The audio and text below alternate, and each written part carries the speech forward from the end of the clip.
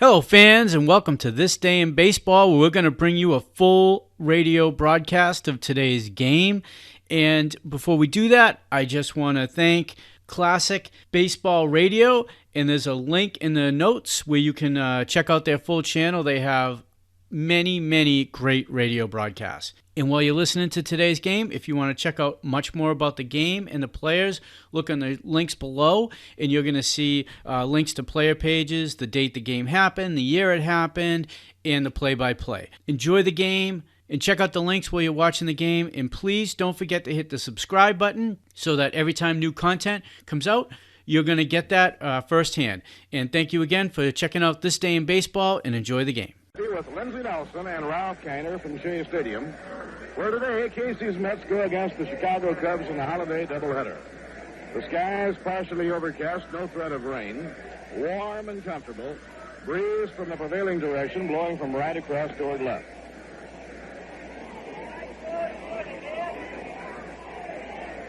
Right now, the managers meet at home plate with the umpiring team to exchange the batting order slips and discuss the ground rules. The starting pitchers in the first game, left-handers for Chicago, Dick Ellsworth. For the New York Mets, Warren Spahn. So we'll be posting the lineups and the batting orders and getting underway with the play-by-play in just a moment. The Edsy boat isn't something you row or sail. You sing it like this.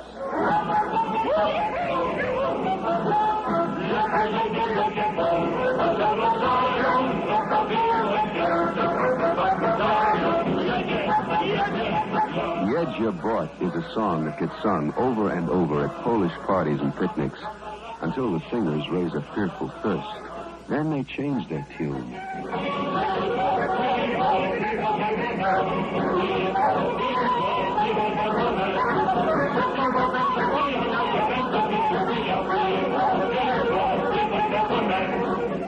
Piwo is the traditional Polish call for beer, and often it's Wrangel Extra Dry they call for. In fact, in New York City, where there are more Poles than in all of Świdnica, more people drink Wrangel than any other beer. And Wrangel is going great in New Jersey, New England, and Pennsylvania, too. Why do Polish Americans like Wrangel? We don't know. But we must be doing something right.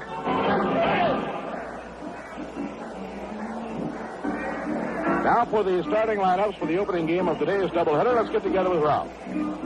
Okay, Bob. Billy Cowan, the leadoff for the Mets, playing center field. Roy McMillan batting second at shortstop. Joe Christopher batting third in right field. Ron Swoboda in the cleanup spot in left field. Jim Hickman at third base, batting fifth. Ed Kranepool at first base, batting sixth. Bobby Klaus batting seventh, playing at the second base position. Chris Cannizzaro, the catcher, batting in the eighth position, and Warren Spahn, the pitcher, batting ninth. For the Chicago Cubs, it'll be Glenn Beckert as a leadoff batter. He's in the on-deck circle right now, and at this moment, our national anthem.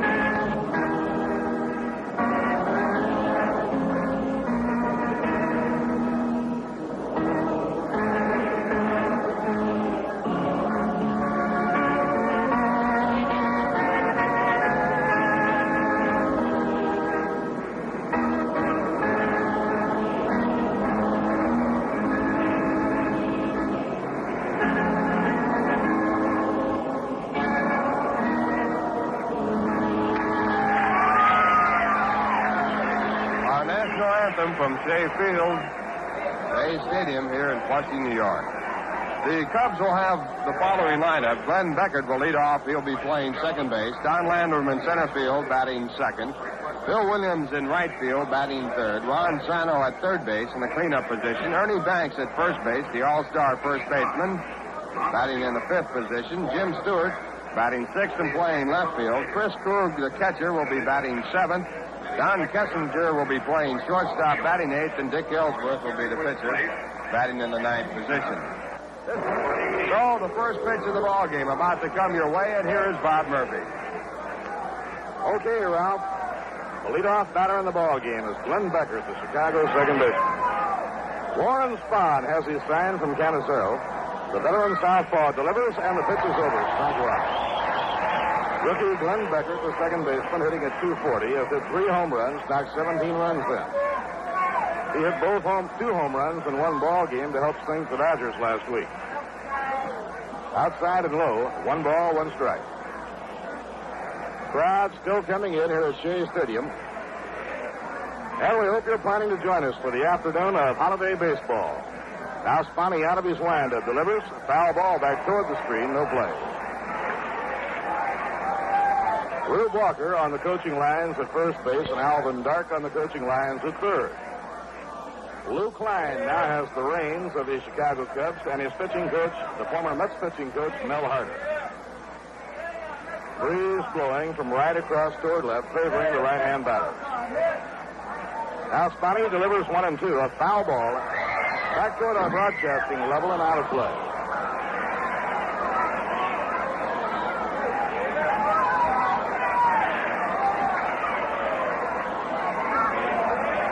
Don Landrum, the center fielder, is on deck. Then the right fielder, Billy Williams. Now the 1-2 delivery, a changeup laced in the air to shallow left center. It's going to drop for a base hit. Beckert around first, putting on the brakes as Billy Cowan plays the ball back in. Ball hit down off the end of the bat by Beckert, a looper into shallow left center.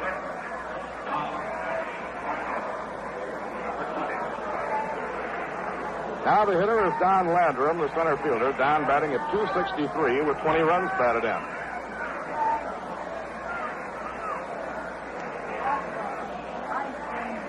On the year, the Mets have beaten the Chicago Cubs 3 of 4 ball games played.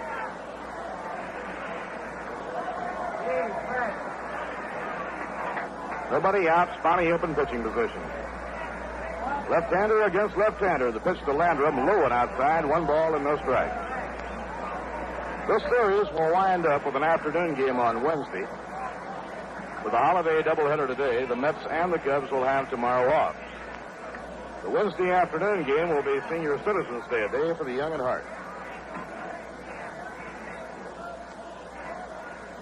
Now Spahn eyes the runner and throws to first, not in time.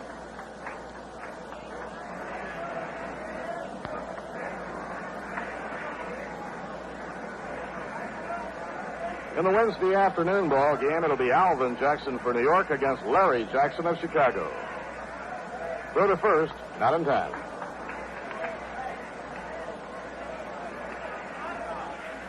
Doubleheader just underway. The leadoff batter, Glenn Beckert, has singled to left center field. Pitch to Landrum is bounced foul in the dirt right by home plate. 1 ball, 1 strike. Charlie Smith is in uniform this afternoon. Charlie is available to Casey for pinch hitting. And will be back in action against Chicago on Wednesday afternoon.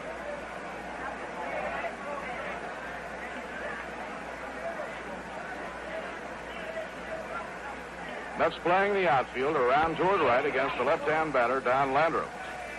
Ron Swoboda is in left, Billy Cowan in center, and Joe Christopher is in right. Ground ball bounced on the right side, taken by Klaus. He throws to McMillan, now to first. Saved at first base. So the lead runner, Glenn Beckert, is moving off the line and reaching safely Don Landrum on a close play at first base.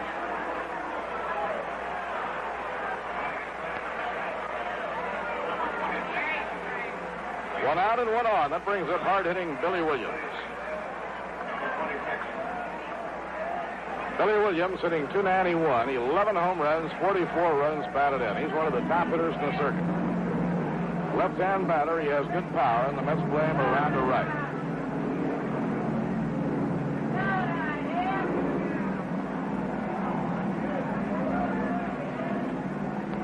Now the pitch on the way.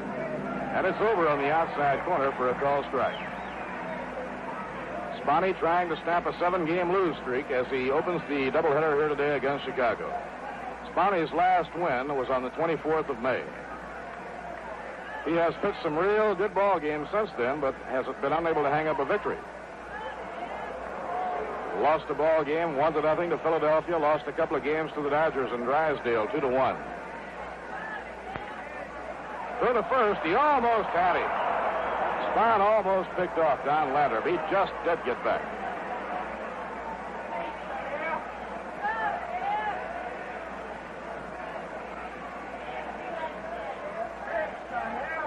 Quick throw to first. It's low. He gets away from Cranepool. Landrum is running for second. And he slides in safely at second without a throw. So we'll wait for the official scoring.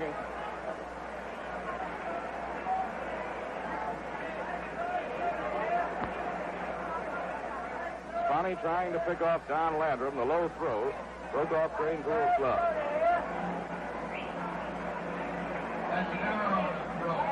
The error will be on Warren Spahn on the low throw. Now the breaking ball outside and low. 1 ball, 1 strike.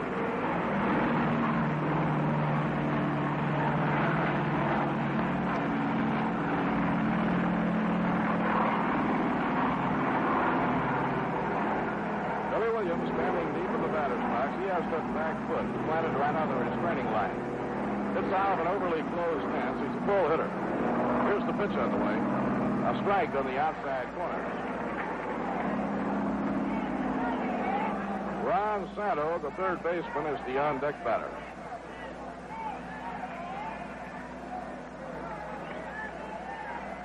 The National League's all-star left fielder, Willie Stargell of Pittsburgh, has now moved in front in the RBI Derby. He has moved 1 ahead of Ernie Banks.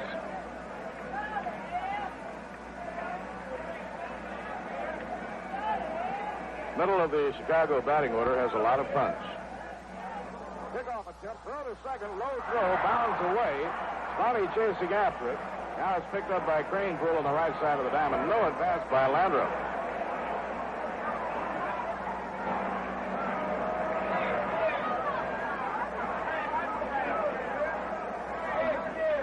Warren Spahn had a good chance to pick Landrum off, but Sponny's throw was low, hit McMillan in the chest on the bounce, and ricocheted over to the right side of the diamond.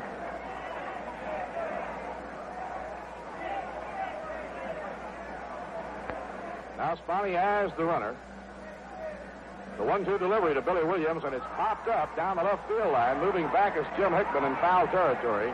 Beyond the tarp, he makes the catch.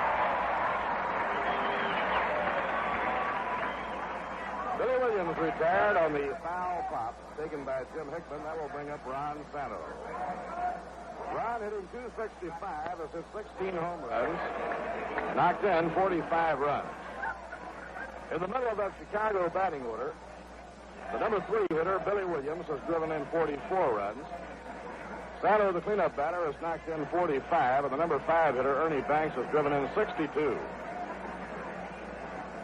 So a lot of thunder and lightning in the middle of the Cub batting order.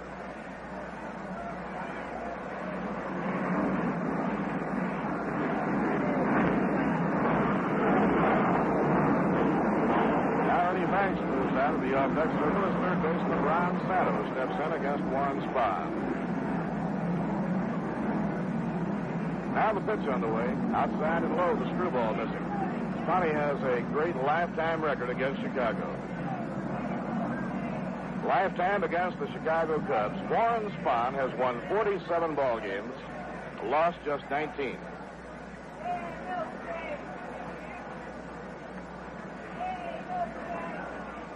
Now the pitch by Sponny, a little bit high on a fastball, 2 balls and no strikes.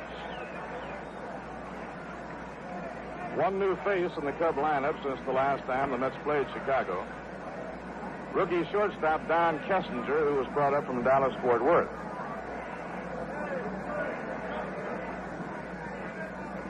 Ball strike on the outside corner. It's 2-1. Roberto Pena was playing short the last time the Mets played the Cubs. Shortly after the Mets left town, they sent Pena to Dallas-Fort Worth and brought up Don Kessinger. Kessinger is a first-year player signed out of the University of Mississippi. Through ball in the outside corner of the knees. 2 balls, 2 strikes on Ron Santo.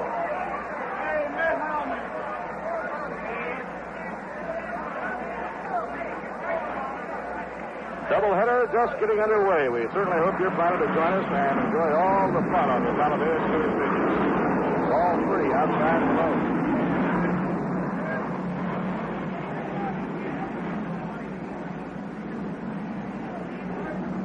Doubleheader with Chicago today, an afternoon game with Chicago Wednesday. And the Houston Astros will be here next weekend playing Friday night, a Ladies' Day game on Saturday, and a twin bill on Sunday. Now the 3-2 delivery. Change-up hit foul down the third baseline.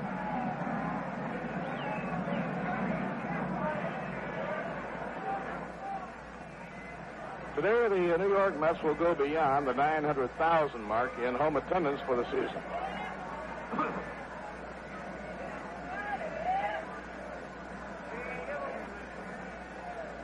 Don Landrum is on second, 2 men down. Now Sponny whirls to chase the runner back.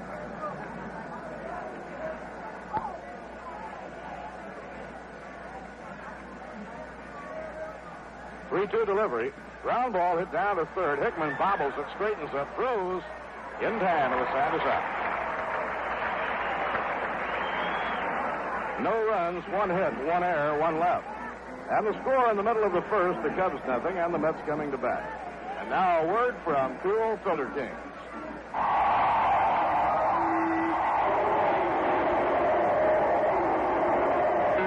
You're sure the ump needs glasses. You can see it was a ball.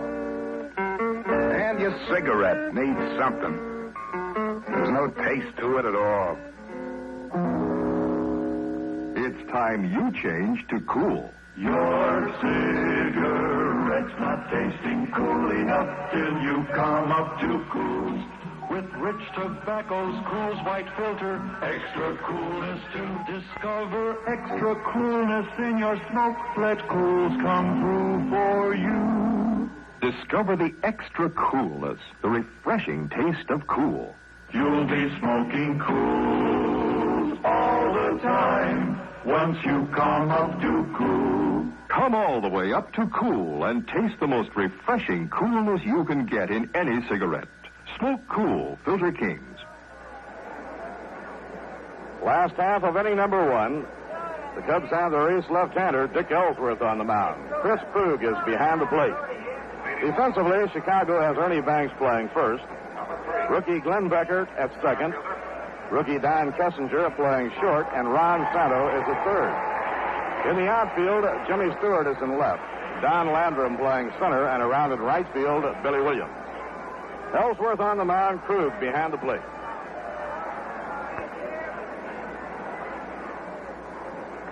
Now Billy Cowan hitting a 2-0 leads off for New York. Ellsworth has won 9 and lost only 3. Line drive over the shortstop, then a base hit to left field.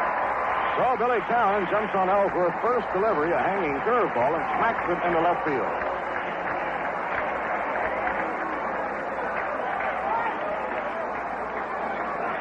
Well, the Mets are hoping that their Monday mastery will continue.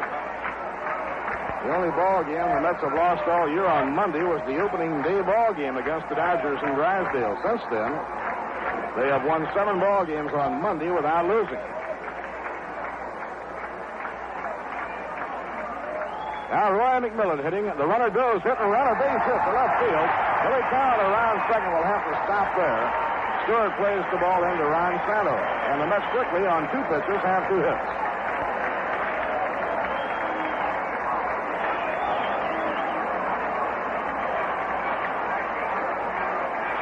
Well, Dick Ellsworth has thrown 2 pitches. The Mets have 2 base hits, and Joe Christopher is coming up. If he throws 1 more pitch and it results in a base hit, it'd be the perfect setting, Ralph, for that old story about the manager asking the catcher if the pitcher had it. I don't know. I haven't caught one yet, huh? Now Lou Klein is sending the sign to the Chicago bullpen, and we'll get some warm-up action. Cubs defense against the bunt now as third baseman Sano comes in close. Joe Christopher, the batter. Slow grounder hit down to third. Sano throws to second. A low throw, but he makes the play. Runners at first and third, one out. McMillan went hard into the second baseman, Glenn Beckert, and turned him upside down.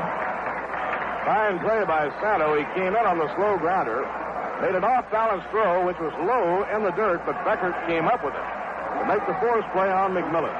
Now Ron Swoboda with runners on first and third, one out.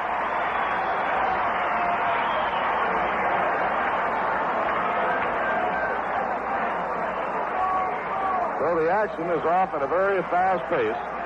3 pitches, 3 hitters. And now Ron Swoboda is up. Cubs in the outfield around toward left. Ron hitting .245 with 13 home runs, 32 runs batted in. Pitch by Ellsworth, a grounder foul hit down the third baseline. So he's thrown 4 pitches. They've all been hit on. The last one a foul ball. Ellsworth, tall left-hander, is a sinker ball pitcher. When he's in that good groove, and he usually is, you see a lot of ground balls hit. There's the first pitch that hasn't been swung at. It's taken inside. 1 ball, 1 strike.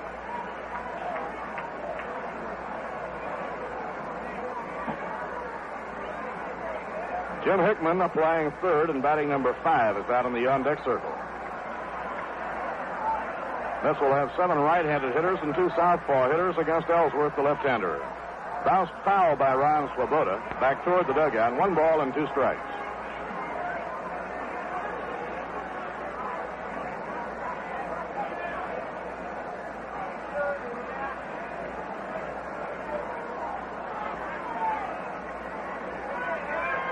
Now Ellsworth grabs the rosin bag, straddles the pitching slab as he looks into Chris Krug to get his sign. Runners at first and third, 1 man down. Here's the pitch on the way. Foul ball hit down the third baseline.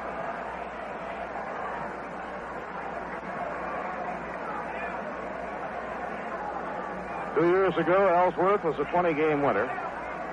Fell off last year, but has come back strong this year.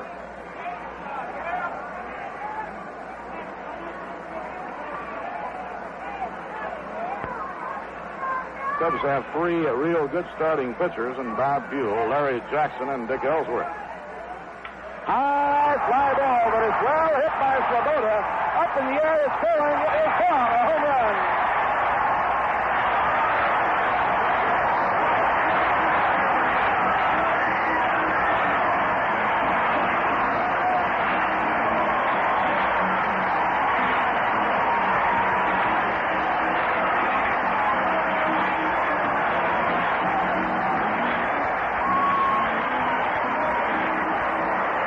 New York 3, Chicago nothing on Ron Swoboda's 14th home run of the year.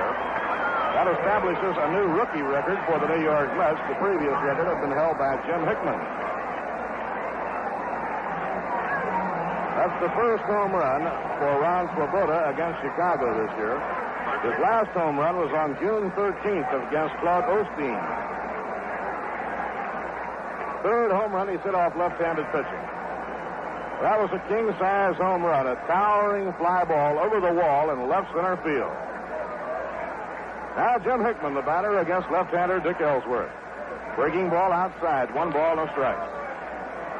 Ron was behind on the count, and he really leaned into it.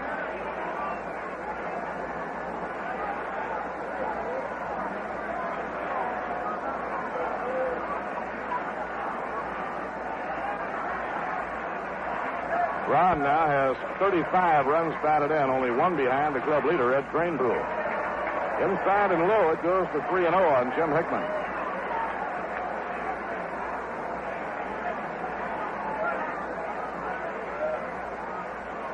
Three runs in on the towering home run hit by Ron Swoboda. 1 out, nobody on. Now the 3-0 delivery. A line drive to center field, a base hit by Jim Hickman. He hit 3-0. Now Lou Klein, manager of the Cubs, or head coach if you prefer, is on his way to the mound. That's jumping hard on the ace of the staff of the Chicago Cubs, Dick Ellsworth. Right-hander Cal Kuntz is warming in the bullpen. And this may be all for starting pitcher Dick Ellsworth. Kuntz has had very little time to get ready. He was dispatched to the bullpen after Ron Swoboda hit the 3-run homer. So Lou Klein will kill as much time as he can on the mound, giving his pitcher more opportunity to get warmed up. Now umpire Tony Venzon goes out and breaks the conference up. Klein heads back toward the dugout. He may go with his pitcher a little further, or he may just be killing more time and might very well turn and come back after reaching the dugout.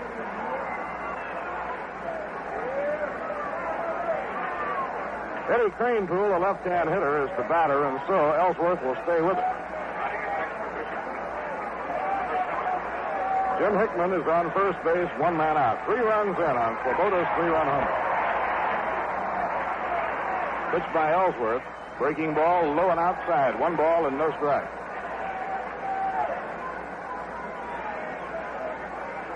In 1962, the first year for the New York Mets, Jim Hickman, as a rookie, hit 13 home runs. That club record has now been erased by Ron Swoboda. Inside of the knees, 2 balls and no strikes on Eddie Cranepool.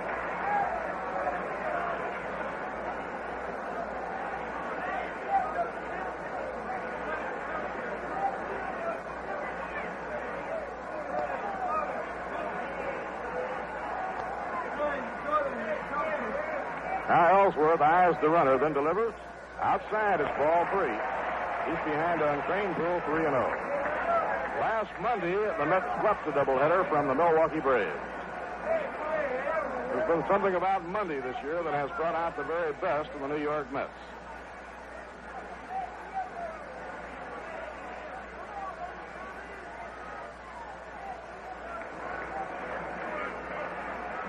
Dick Ellsworth behind on Cranepool, 3 balls and no strikes. It's over for a call strike, 3-1.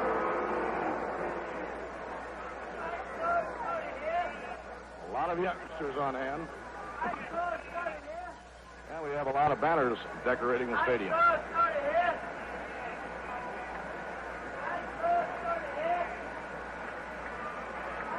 Ernie Banks holding against base runner Jim Hickman. The count is 3-1 on Eddie Cranepool. 3-1 delivery. Ground ball hit slowly, foul down the first baseline. It's 3-2. Yogi Berra on the coaching lines at first, and Don Hefner coaching at third.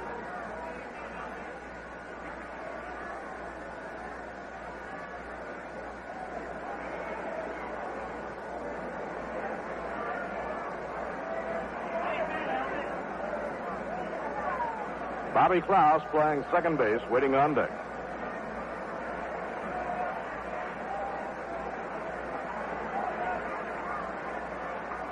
Three-2 delivery as the runner goes, and it's popped foul. Back comes the catcher, Chris Krug, back by the dugout, no play.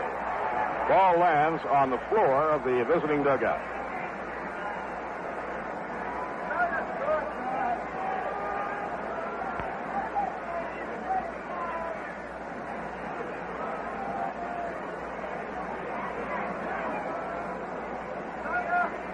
Fouled off on 3-2.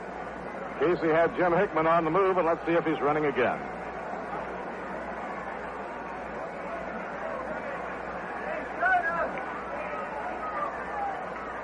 He's holding up the pitch, a grounder, foul down the right field line. Took a long, high hop beyond the reach of Banks, and was fouled by a couple of yards when it struck.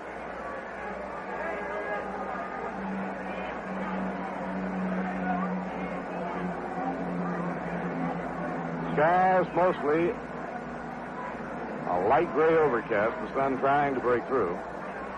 Very light breeze blowing toward left field.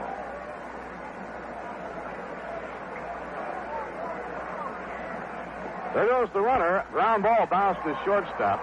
Don Kessinger has it, fires across to Ernie Banks in time for the out. 2 men down, moving over to second was Jim Hickman.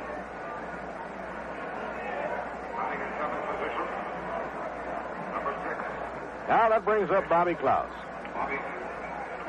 Bobby has gone hitless in his last 21 times at bat. He's due to break out.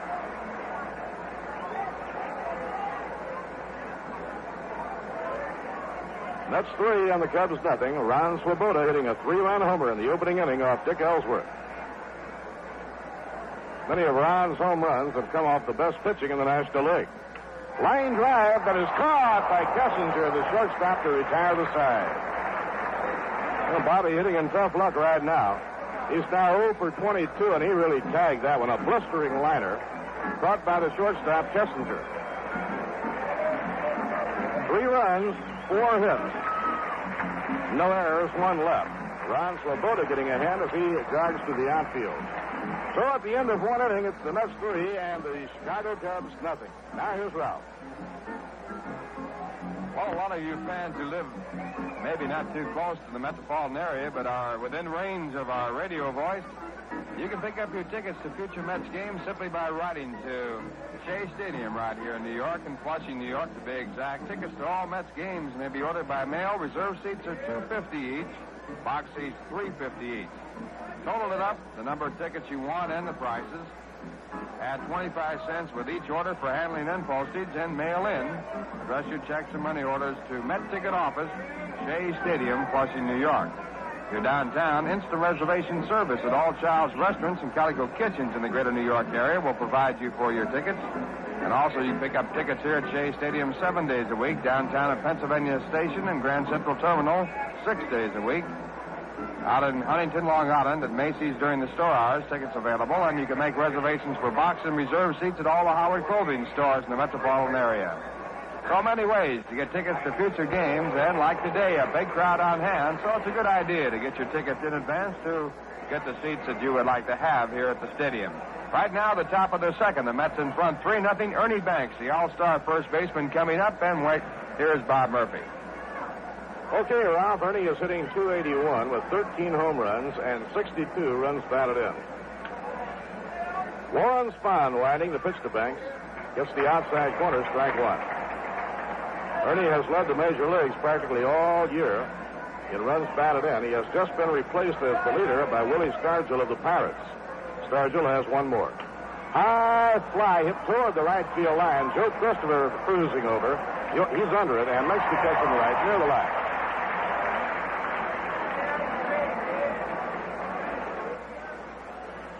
One out and nobody on. Now the hitter is switch hitter Jimmy Stewart, the left fielder. Number 19, left fielder, Jim. What makes Rheingold Extra Dry New York City's largest selling beer? We don't know. But we must be doing something right, and this we promise you, we'll keep right on doing it. Inside and low to Jimmy Stewart, 1 ball and no strikes. Stewart hitting .218. He has great speed. He's an infielder. Played second base for the Cubs last year. But with the arrival of Glenn Beckert, he has been switched to the outfield. Outside and high, 2 balls and no strikes. And he has the speed to be a real good outfielder.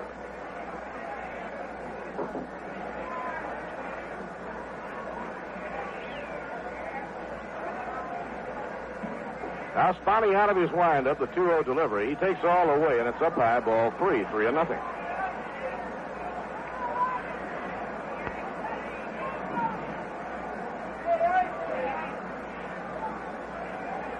Spahn behind on the count. Down comes the arm. Ball 4, he walked him on 4 pitches. That brings up the catcher, Chris Krug. He joined Chicago at the same time the Mets paid a visit to the Windy City their last time out there. Number 25. He was brought up from Dallas-Fort Worth. At the time, Chicago dealt Dick Bertel to the San Francisco Giants.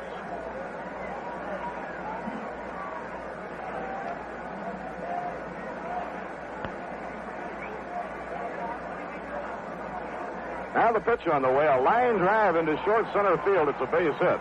Billy Cowan grabs it on the hop. Jimmy Stewart around second, stops there. Right here we pause for station identification. This is the New York Mets Baseball Network. You are tuned to WGY Schenectady, your New York Mets station.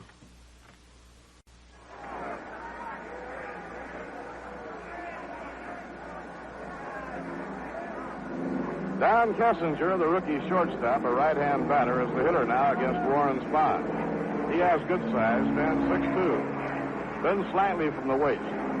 Pitch by Spotty, a ground ball hit toward the hole. That's a base hit to left field. Around third is Jimmy Stewart. Here's the play coming home.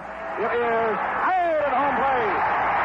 Ron Swoboda cutting down Jimmy Stewart.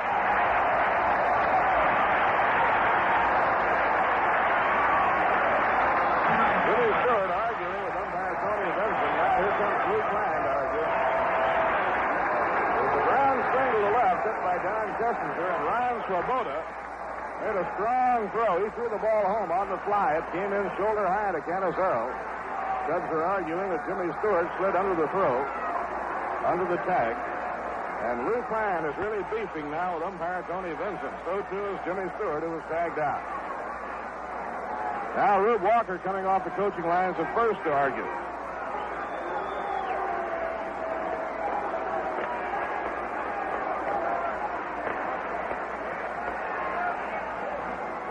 Lou Klein arguing with Tony Vincent.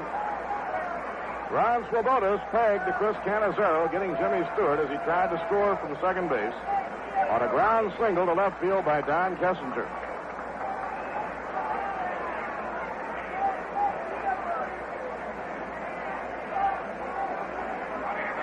Now there are two away, runners on first and second, and the batter is Dick Ellsworth.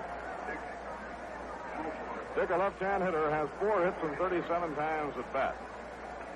So young Ron Swoboda is off to quite an afternoon. In an inning and a half, he's hit a 3-run homer and thrown a runner out at the plate. Here's the pitch on the way, and the breaking ball is over, strike one.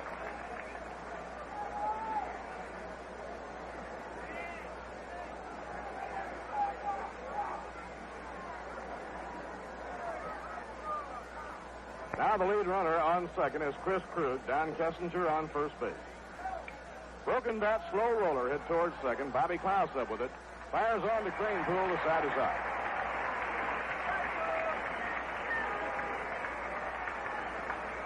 No runs, 2 hits, no errors, 2 left on. At the end of 1.5, the score, the Mets 3 and the Cubs nothing. If somebody offers you a Hasapico, don't eat it. Dance it like this.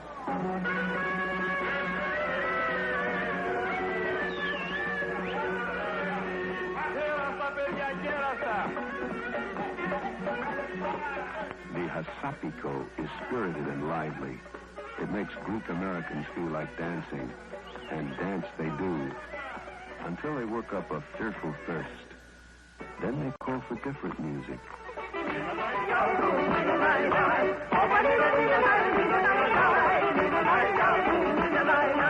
Nina Nai Nai is music a Greek drinks to. He'll sit down, call for a beer, probably Rheingold extra dry. In fact, in New York City, where there are more Greeks than in all of Sparta, more people drink Rheingold than any other beer. And Rheingold is going great in New Jersey, New England, and Pennsylvania, too. Why do Greek Americans like Rheingold? We don't know, but we must be doing something right.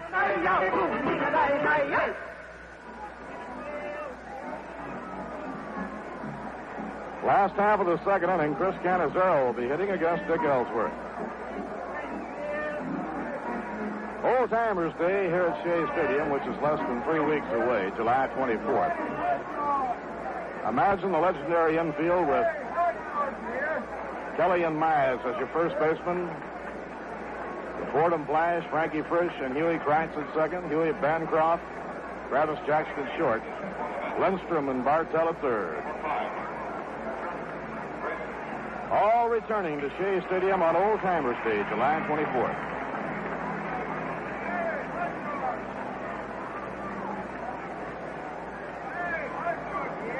Now Ellsworth winds. Here's his pitch to Chris. A foul ball back into the screen. Strike one.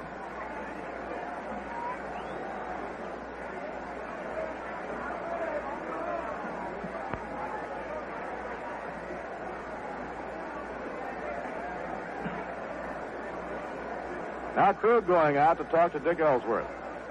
New York work in front, 3-0 on Ron Swoboda's 3-run homer in the first inning.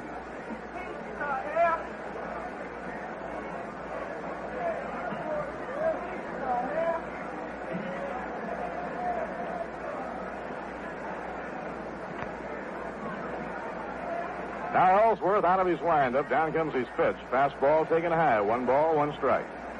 Ellsworth, the top winner on the Chicago staff. Dick has won 9 and lost just 3. Bob Buell is the runner-up. Bob is an 8-game winner. 1-1 delivery. Breaking ball over for a call strike. 1 ball and 2 strikes on Canizero.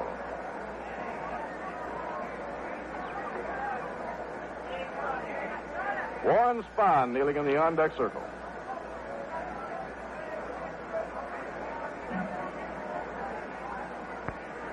Here's the pitch on the way. A swing and a miss. He struck him out. First strikeout by Dick Ellsworth. It brings up Warren Spahn.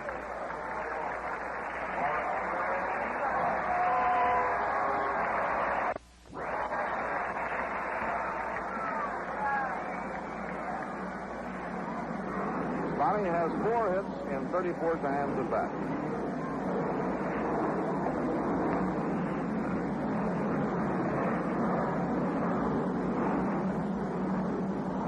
Left-hander against left-hander. A swing and a miss, strike 1.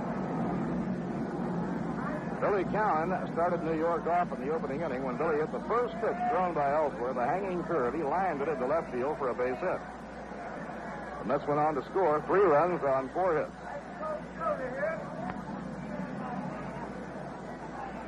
Next pitch to Spahn. Misses the outside corner. 1 ball, 1 strike.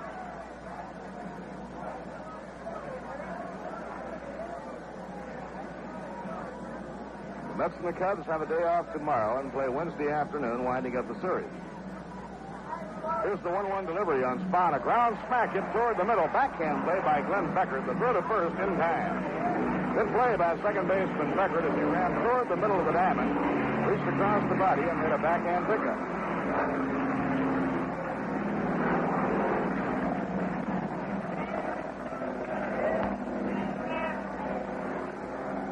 Now leadoff batter Billy Cowan, batting for the second time. Billy started the 3-run uprising with a base hit in the first.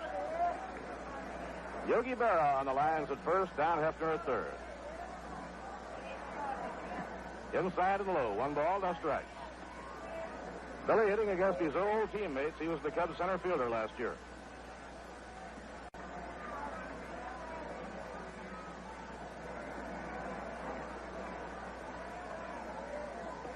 Way inside, 2 balls and no strikes. The Mets traded George Altman to the Cubs for Billy Cowan. Altman has been sidelined a great deal this year as the result of a muscle pull in his leg. George available for pinch hitting, but he has played only occasionally in the outfield. Here's the 2-0 delivery. Foul ball hit hard deep down the left field line and back into the crowd.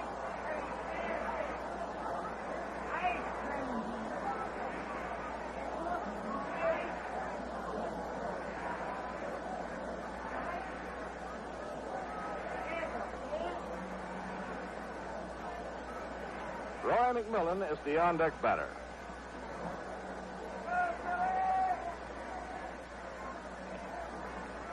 Now the 2-1 delivery to Billy Cowan is a breaking ball taken under the knees, and the count goes to 3-1. In the second game today, Bill Fall will be the Chicago pitcher, and on the mound for New York, Tom Parsons.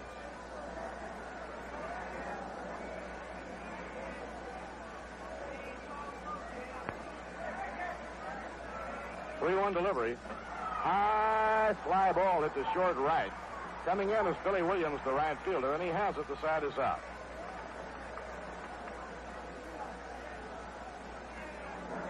Three up and 3 down in the home second. At the end of 2 innings, the score, the New York Mets, 3 runs, 4 hits, and 1 error. Chicago, no runs, 3 hits, and no errors.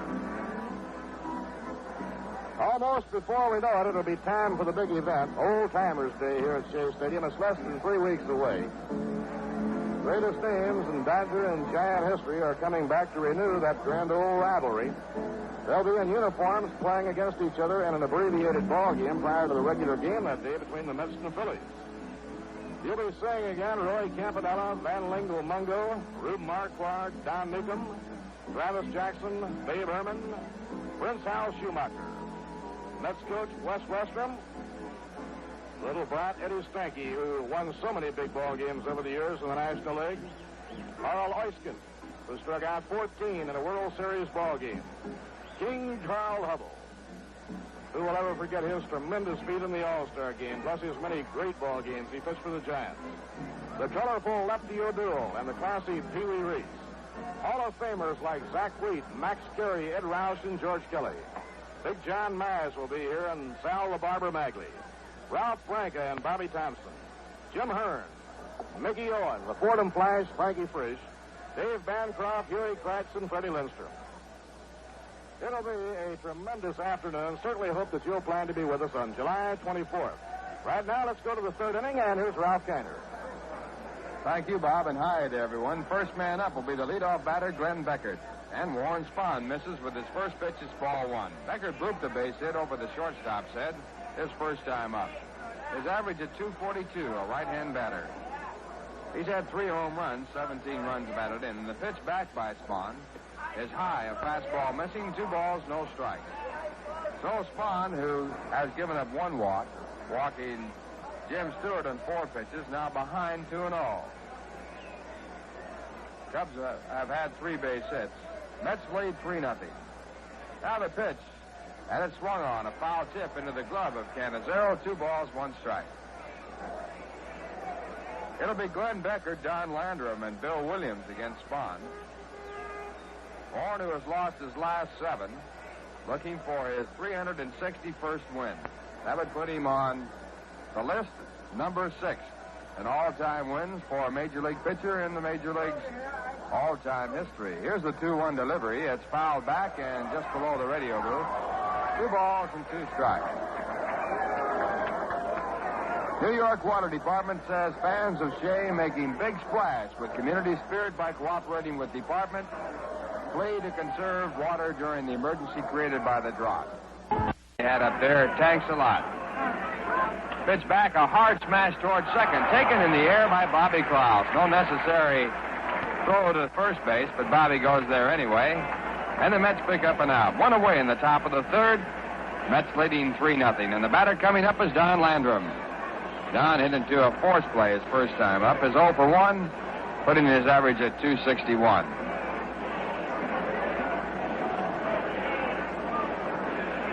Landrum, a left-hand batter with 4 home runs and 20 runs batted in. And Spahn with a high fastball, a swing, strike 1.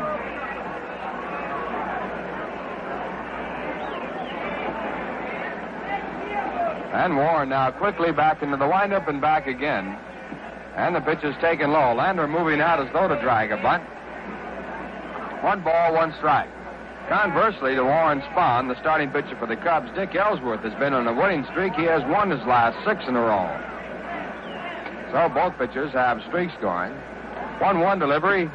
It is too low for ball 2. And again, Landrum going up as though to bunt. 2 balls, 1 strike. Jim Hickman playing at third base today for the Mets.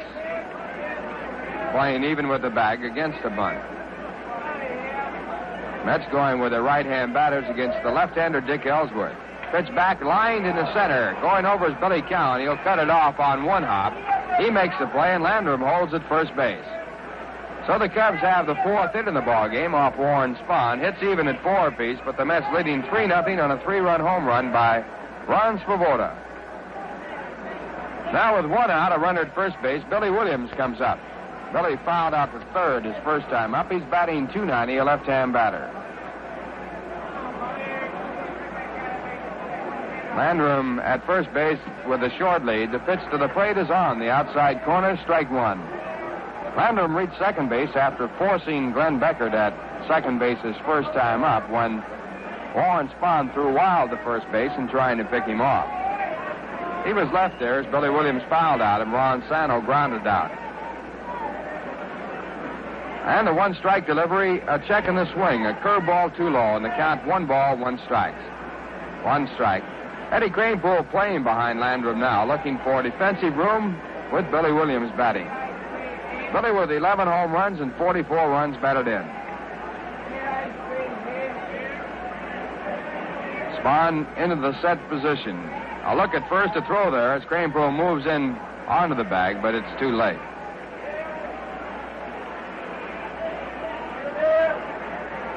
Now Warren again sets.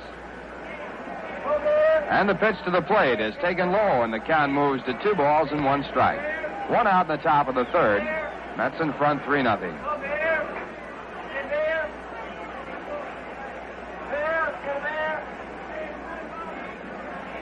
Right at the moment, no wind at all here at Shea Stadium. The flag blowing straight down. Overcast sky, a pleasant day for baseball. A doubleheader coming your way. If you're around, come on out. Still some room. Drive to center field. Billy Cowan hesitates, now moves back. He's in place, makes the catch. So a line shot to center field, all in by Billy Cowan. 2 hard hit balls, actually 3 with a base hit. But the Mets have picked up 2 out, and the batter will be Ron Santo.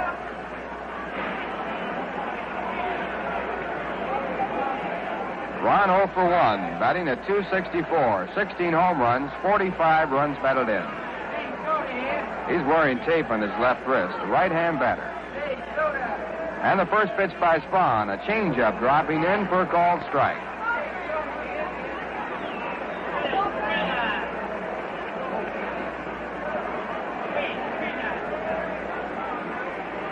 Spahn a look at first base. And the pitch back again, a change. This one off the corner. A fake throw by Canizero, and the count of 1 ball and 1 strike.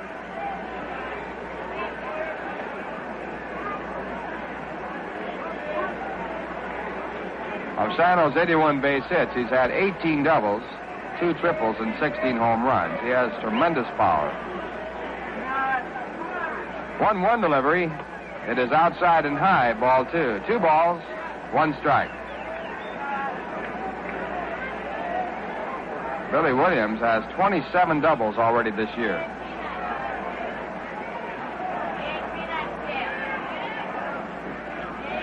Two balls, 1 strike. And the pitch low. It's ball 3.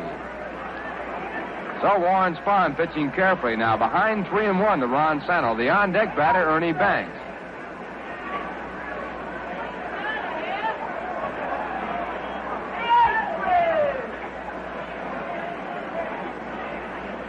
Williams leads the National League in 2 base hits with his 27th. Now the 3-1 pitch. Hit fouled on the right field line. On the pitch, Don Landrum at first base was breaking back toward first. So a full count now. We'll see Landrum going with 2 out in the top of the third. Mets lead 3-0.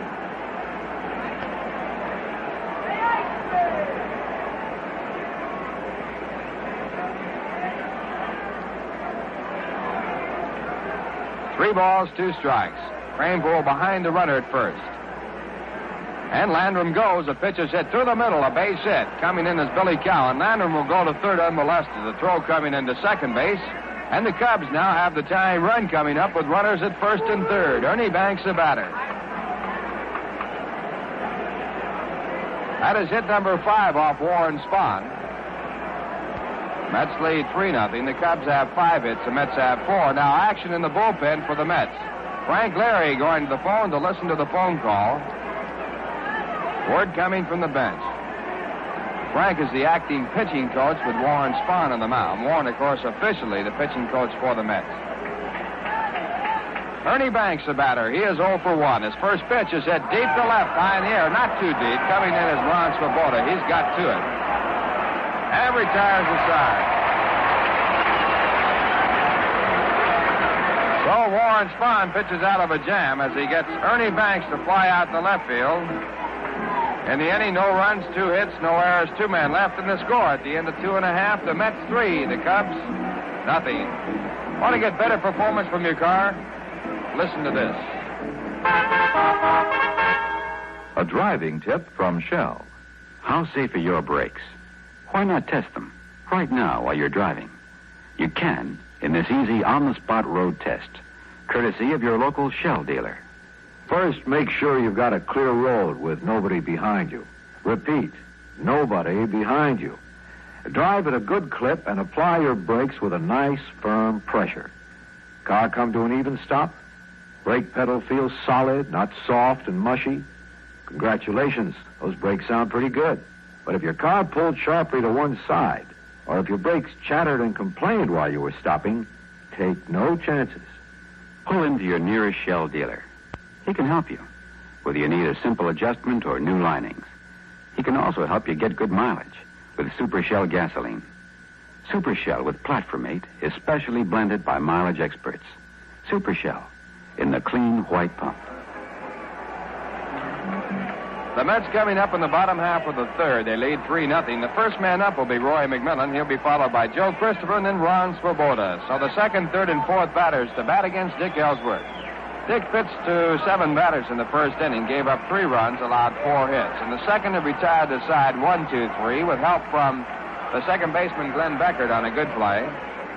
And the first pitch to Roy is outside and high. It's ball 1. Roy hit his first pitch in this ball game to left field for a base hit. In fact, the first 4 pitches thrown by Dick Ellsworth in the ball game were all hit. And the next pitch is back, a swing and a miss. It's strike 1. Billy Cowan singled to left field on the first pitch. Roy McMillan moved him down to second base on the first pitch to Roy. Then Joe Christopher hit into a force play in the first pitch, and Ron Swoboda hit his first pitch foul. Little pop-up into right field. Billy Williams moving toward the foul line, also in, is underneath it, and he makes the catch.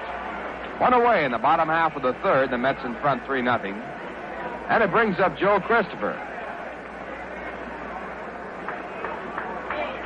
Joe, as we said, hit the first pitch, hit into a force play his first time up. He's 0 for 1, batting at .243.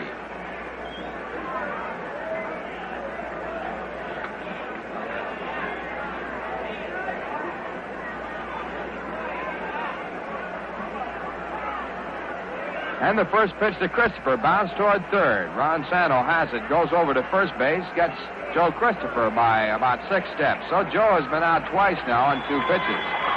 That brings up the big man, Ron Swoboda.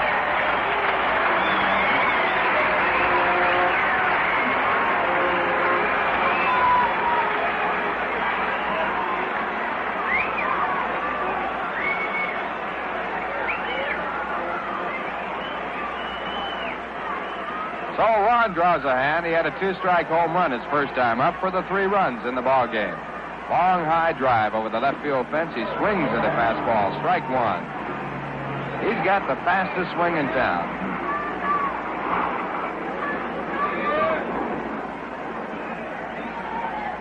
Ron now with 14 home runs. The number on his back. His 1-strike pitch is swung on and missed. Strike 2. Pitch was high, and Dick Ellsworth was unhappy with it. 0-2.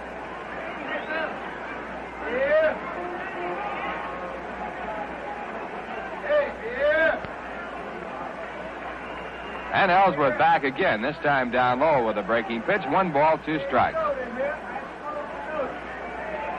Swoboda now with 35 runs batted in, 1 behind the club leader, Ed Cranepole. His second year in baseball. What a story he has written so far. The Mets are playing their halfway game, their 81st game of the year. Now at 1-2. Curve that's too low inside, and it's ball 2. 2 balls and 2 strikes. After the first game of this doubleheader, the Mets will have played through their season, 1/2 of their season. And if Ron can finish up with the same amount of home runs in the second half, he'd have 28 for the overall year. The next pitch back is looked at, called strike 3. That is the second strikeout for Dick Ellsworth. It retires the side. 1-2-3 again for Dick. And the score at the end of 3, the Mets 3, Chicago nothing. If you've been wondering what Swedish Americans sing about after the smorgasbord, listen to this.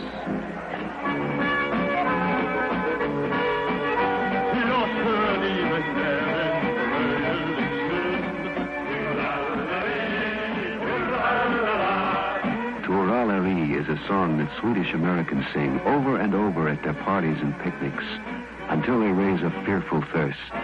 Then they change their tune.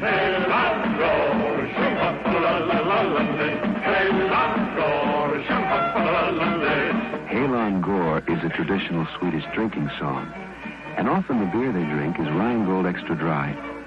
In fact, in New York City, where there are more Swedes than in all of Husqvarna, more people drink Rheingold than any other beer. And Rheingold is going great in New Jersey, New England, and Pennsylvania, too. Why do Swedish Americans like Rheingold? We don't know. But we must be doing something right.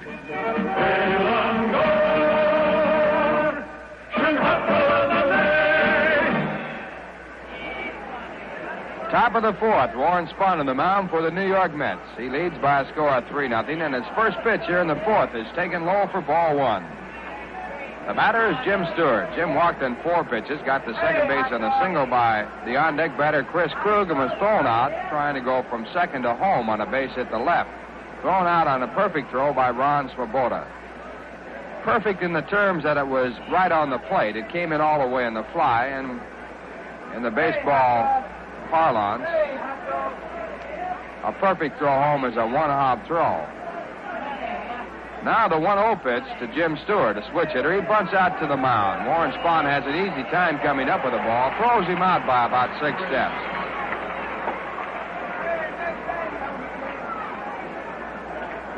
One away in the top of the fourth. The Mets in front 3-0. The batter coming up is Chris Krug. Chris singled to center field his first time up.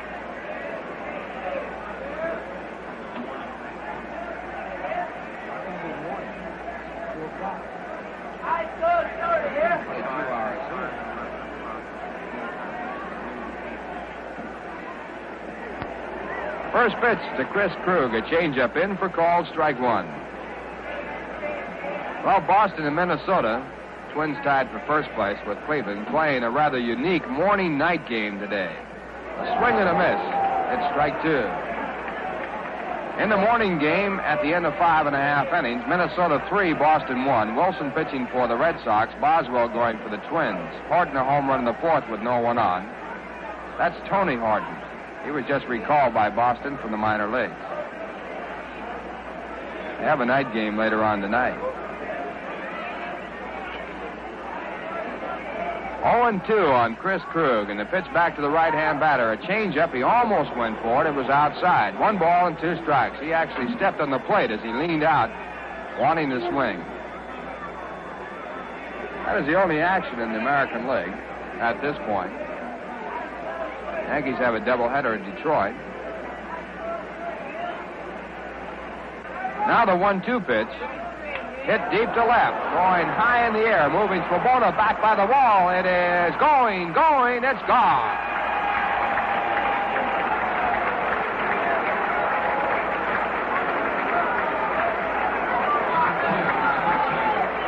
So Chris Krug has hit his second home run in the major leagues. That is home run number 18 that Warren Spahn has given up. The Mets pitchers have given up a total of 72 home runs throughout the first half of this season. Warren Spahn giving up 18. The lead cut now to 3-1, and the batter coming up is Don Kessinger. Don singled his first time up, a right-hand batter.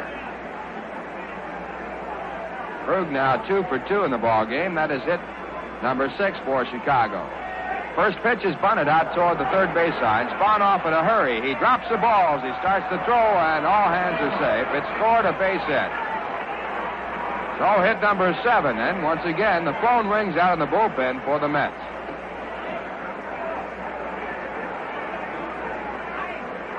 Warren Spahn had the ball, was in a throwing motion when the ball rolled out of his left hand. So the Cubs trying to bunt on Warren Spahn, with his 44 years of age, picking up a base hit, and the batter is Dick Ellsworth. 1 out in the top of the fourth. The Mets leading by a 3-1 score. The pitcher coming up. Dick grounded out to second base his first time up. And the pitch is taken low. It's ball 1. Ellsworth out to bunt, taking as the pitch was down too low. 1 ball, no strikes.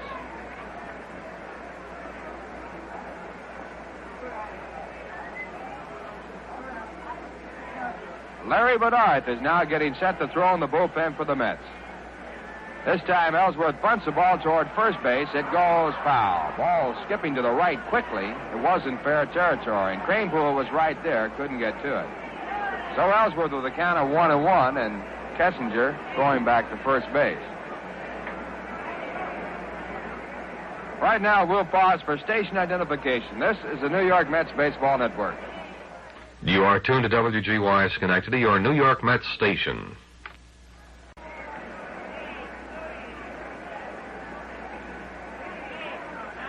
Ralph Kiner along with Bob Murphy and Lindsey Nelson from Shea Stadium.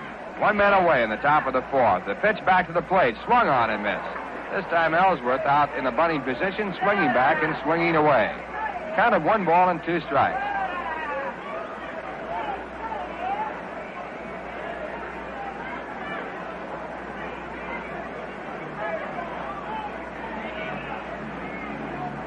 Jim Hickman still looking for the bunt with a 1-2 count.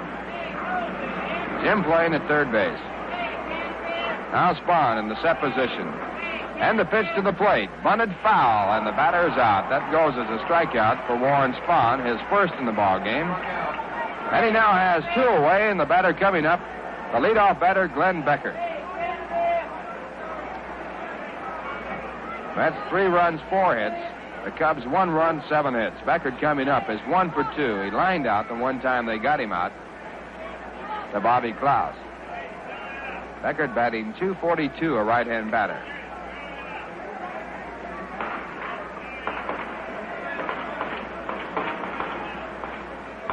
And the first pitch is low. It's ball 1. Little fireworks going on in the bullpen of the New York Mets.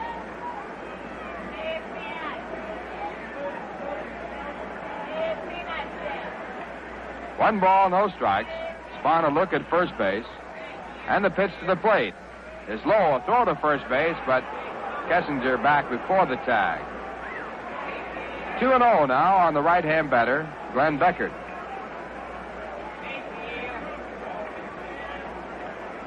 Mets leading 3-1. Home runs accounting for all the runs in the ball game. Ron Swoboda with a 3-run home run. Chris Krug with a 1-run home run. Now a pitch back, and it's low again, and it's ball 3. So Warren Spahn 3-0 on Glenn Beckert. On deck batter, left-hand batter Don Landrum.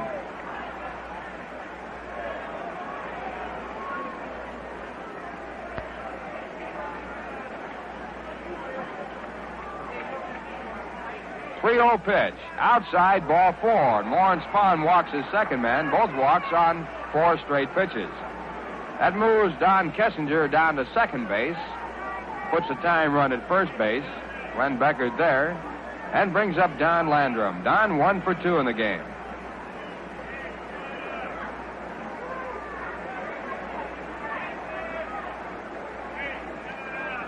Landrum, a left-hand batter.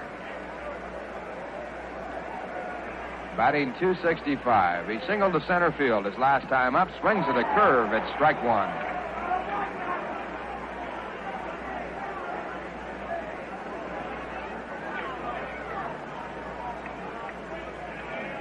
Two men away in the top of the fourth. Mets lead 3-1. Spahn now sets again. Runners at first and second. A pitch back, hit to left field. A base hit. Kessinger, a fast man, coming around. Throw in the home plate is offline, cut off by Jim Hickman, and the second run of the ball game for the Cubs score. So hit number 8 makes the game a 3-2 game in favor of the Mets. And now the time run has moved down to second base. Glenn Beckert there with Don Landrum with a run batted in. His 21st this year. So the walk by Warren Spahn moving Don Kessinger down into scoring position, costing Warren his second run. And it brings up Billy Williams. Billy is 0 for 2. He lined to center field his last time up. He's batting .289.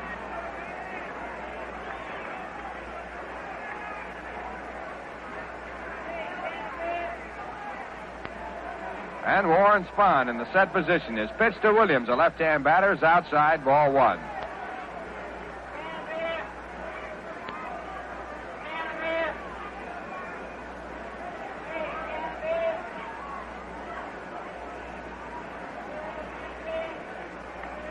Cubs 2 runs and 8 hits. The Mets lead with 3 runs and 4. The 1-0 delivery to Williams. Taken low. It's ball 2. 2 balls, no strikes.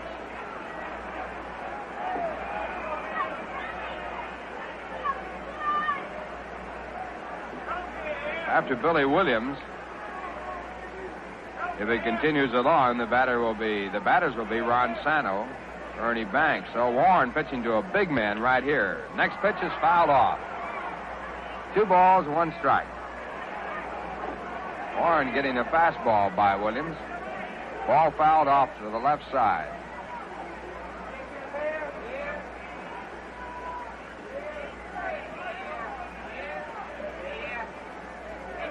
Glenn Beckert at second base. Don Landrum at first.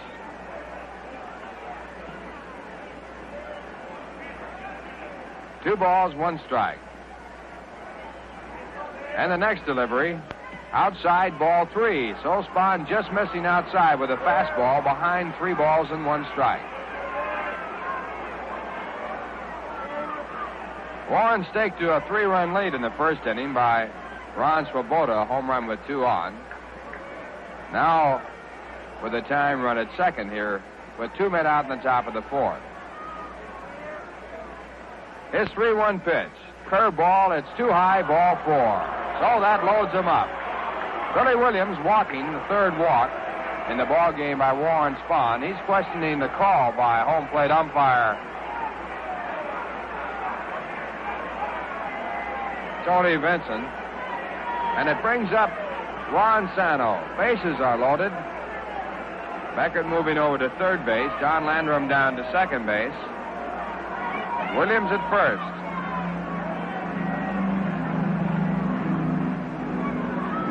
Santo hit a 3-2 single to center field his last time up. He is 1 for 2, batting .266. And the first pitch to the right-hand batter is in for a called strike.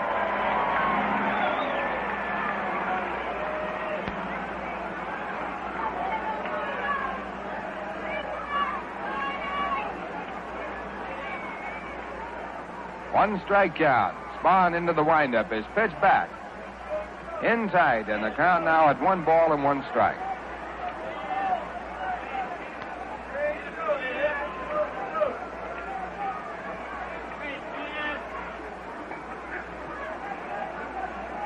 One ball, 1 strike. Spahn with the sign into the windup and back again. And the pitch is on the inside corner. Strike 2. Breaking pitch, a curveball breaking in over the inside corner. And Spahn in front, 1-2.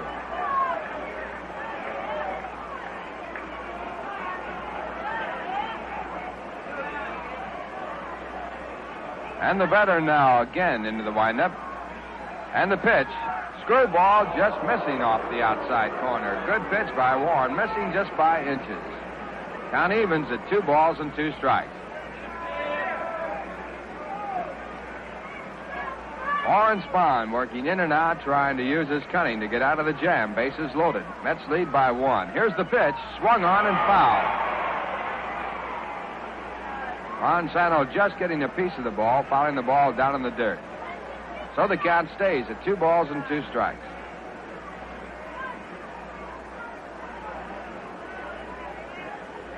Center fielder Billy Cowan playing the shallow center field against Ron Santo. Ron's hit 16 home runs this year. He leads the club. Has driven in 45. 2 balls, 2 strikes. Spahn with a sign. His windup and his pitch. Fastball inside. It's ball 3. So Spahn misses, and the count goes as far as it can go. 3 balls, 2 strikes. The bases loaded, 2 men out in the top of the 4th. Mets lead by a score of 3-2. So the runners, if Warren winds up, will be going. It looks like he's going to take a stretch position.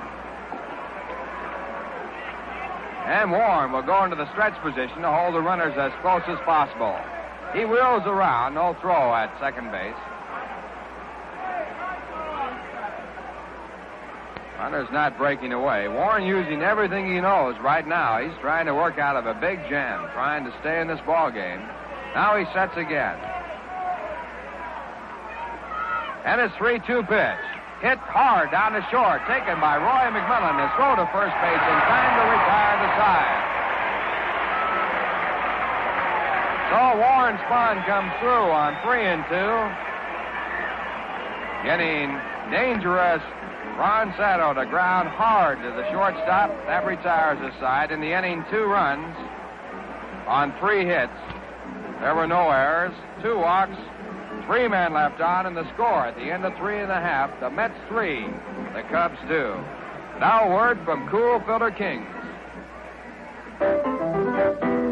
Your cigarette's not tasting cool enough until you change to Cool. Just not tasting cool enough till you come up to Cool. With rich tobacco's Cool's white filter, extra coolness too. Discover extra coolness in your smoke. Let Cools come through for you. Only Cools come through for you with an exclusive blend of rich, mellow tobaccos and extra coolness. Cool Filter Kings, the cigarette that brings you the most refreshing coolness you can get in any cigarette. So, if your cigarette is not tasting cool enough, come all the way up to Cool. You'll be glad you did. You'll be smoking Cool all the time once you come up to Cool. Come up to Cool. Cool Filter Kings. Buy a carton today. Bottom half of the fourth. The Mets still in front 3-2 after the Cubs scored 2 in the top of the fourth, and their first batter will be Jim Hickman. And the first pitch to Jim is taken for strike 1. Jim moving around to bunt, in a bunting position, but not bunting. Dick Ellsworth working for the Cubs. Dick has not given up a base hit since the first inning, retiring his last 8 batters in a row. Mets scored 3 in the first. Pitch back to Jim, hit foul, and the count moves to 0-2. Jim singled on a 3-0 pitch his first time up. The last base hit given up by Ellsworth. He has given up a total of 4. One of them a big one, Ron Swoboda's 3-run home run. 2-strike count on Jim Hickman. He'll be followed by Ed Kranepool and then Bobby Klaus. And the tall left-hander back again. And he misses low and inside. 1 ball, 2 strikes. 1-2. This is the first game of a doubleheader. If you're around the area, a lot of baseball to come your way. The weather prediction is good. Some seats available. A big day at Shea. We've got a good crowd on hand, somewhere around 40,000. But in this ballpark, plenty of good seats available. Ellsworth, a long look before going into the windup. His 1-2 pitch, a sweeping curve that doesn't break far enough. It's outside. 2 balls and 2 strikes.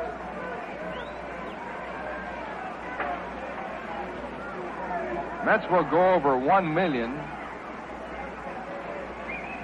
The balance of the homestay here at Shea. A check in the swing, it'll cost him a strikeout. So Hickman goes down on strikes. That's 2 in a row for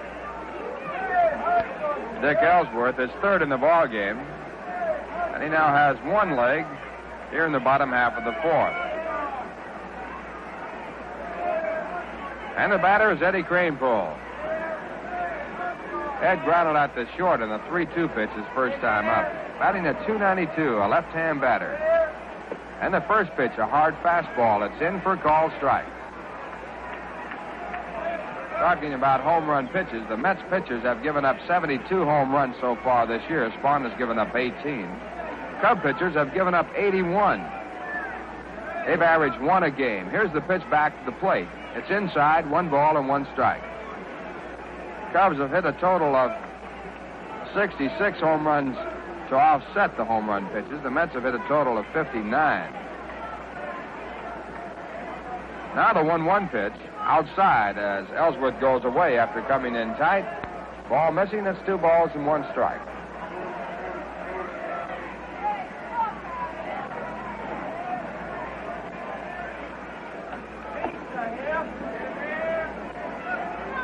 Two and 1 with 1 away. And a let-up inside. Kranepool almost went for it and then had to get out of the way at the last minute. He looked like he was looking for a curve. And the count moves to 3-1. So Ed now in his 2 times up has had the count at 3-1 on him. He has hit in 5 consecutive games prior to this one. Ellsworth tough on left-hand batters. Here's his windup, his 3-1 delivery. It's taken for strike 2. Kranepool taking all away. Did the same on a 3-1 pitch the time before. Got the count at 3-2 and then grounded out. Well, we've got banners all around us here today. There's some beauties. Now 3-2. Ball hit into center field. Center fielder Landrum stopping after moving in and making the catch. 2 away, and it brings up Bobby Klaus. Bobby lined to short his first time up. He's trying to break a hitting slump. He is 0 for 22. One of the best banners we've seen, one down here that says, "We love Al Jackson." And it was held up by Al Jackson's little boy. Ed Reggie and Barry Jackson are really something. They steal the show every year, Ralph, at that father and son game. They surely do. Of course, Al's got a great personality, too. First pitch to Klaus, a called strike. Another one, Cubs go back to your dead mothers. Come alive in 65. Here's the 1-strike pitch to Bobby Klaus. It's low, 1 ball, 1 strike. Then there's one Valley Stream loves with a big heart on it, Ed Kranepool. Real colorful one down the right field line. Let's go Mets. Take 2. 1-1 delivery. Inside for ball 2.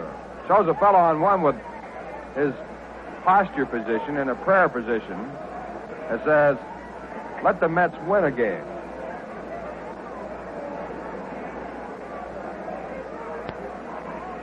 Two balls and 1 strike with 2 away. The Mets lead 3-2. Bottom half the 4th. The next pitch is outside.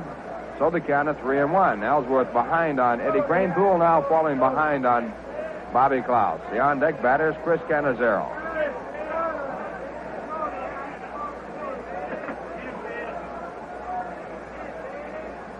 3-1 pitch. Hit down the third. A 1 hopper for Sano. He goes across the banks. That retires the side. So once again now, for the 3rd inning in a row, Dick Ellsworth retires the side 1-2-3. And the score at the end of 4, the Mets 3, the Cubs 2. And once again, too, here is Bob Murphy. Okay, Ralph, Wednesday afternoon, the final game of this Mets-Cubs series. And Wednesday afternoon will be a day for the young at heart, a day for the gray-haired kids, because Wednesday is Senior Citizens Day. And anyone over 60 will be admitted to the general admission section for 50 cents to see the Mets play the Cubs in the last game of this 3-game series. No game tomorrow. No game on Thursday. The Astros are here to open a weekend series Friday night. The Houston series Friday night, Saturday afternoon, a Ladies' Day game, and a twin bill on Sunday. Then baseball takes its annual 3-day break for the All-Star Classic, the All-Star game this year. 1 week from tomorrow will be in the home park of the Minnesota Twins. Larry Benarth is coming in to take over the pitching for New York as the game goes to the 5th inning. This will be Larry's 27th appearance this year. He has won 2 and lost 1. Larry saved a victory against Chicago for Gary Kroll on the 27th of May. And Larry turned in a long relief stint to pick up the victory against the Cubs the last time out there. The Mets pounding out a 10-5 win. So against Chicago, Larry has saved 1 and won 1. And Larry has relieved in every ball game the Mets have played the Cubs this year. This is the 5th game of the year between the Mets and Chicago, and Benarth now has relieved in all 5 of them. So Larry Benarth, the handsome right-hander from St. John's, is on in relief to take over as we go to inning number 5.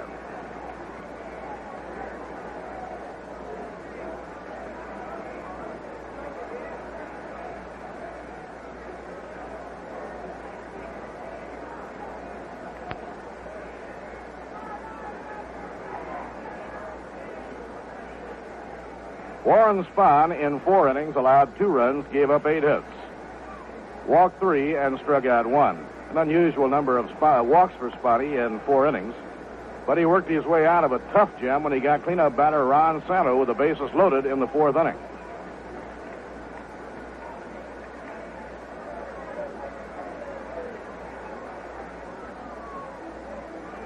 So Ernie Banks leads off against Larry Benarth in the 5th inning. Ernie has flied to right and flied to left, nothing for 2. Benarth out of his windup. Here's the pitch on the way. Fastball, a strike on the outside corner. New York 3 runs, 4 hits and 1 error. Chicago 2 runs, 8 hits, no errors. Now Larry cranks up. Down comes his pitch, and the sinker is outside and low. 1 ball, 1 strike. Warren Spahn can neither be a winner or a loser in the ball game. Spahn going out of the game with a score 3-2. Starting pitcher must go 5 innings to gain credit for the victory. Now the 1-1 delivery, outside and low, 2-1 on Banks. Dick Ellsworth, since giving up the 3-run homer to Ron Swoboda, followed by a single by Jim Hickman, has settled to retire 11 straight hitters. Now the 2-1 delivery. It's in for a called strike. A fastball down the middle, 2-2.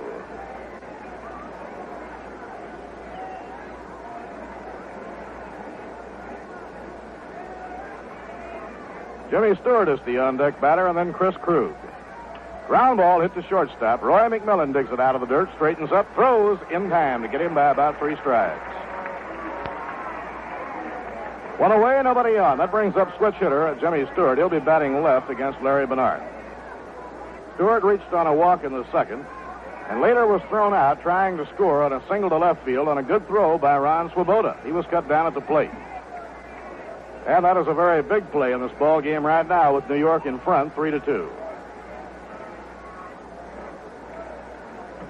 Let's have the outfield around toward right against Jimmy Stewart, and the pitch is under the knees. 1 ball, no strikes.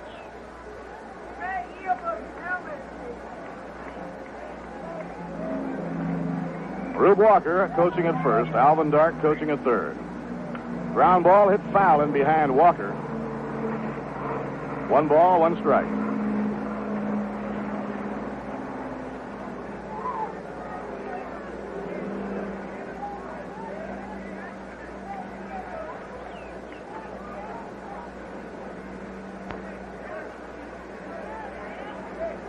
Now the 1-1 delivery. Hit foul. That ball hit him on the ankle. So Jimmy Stewart walking around trying to shake the pain out of his ankle. He caught that foul ball off the bat handle on his ankle. 1 ball and 2 strikes. Mets have been a busy ball club, and they'll welcome the day of rest tomorrow.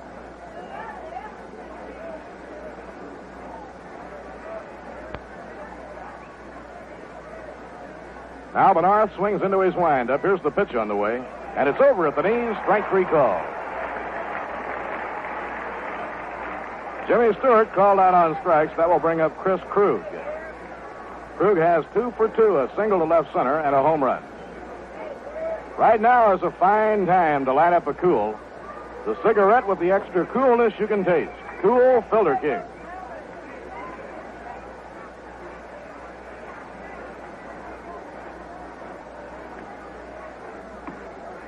And it's over on the outside corner of the knees. Strike 1.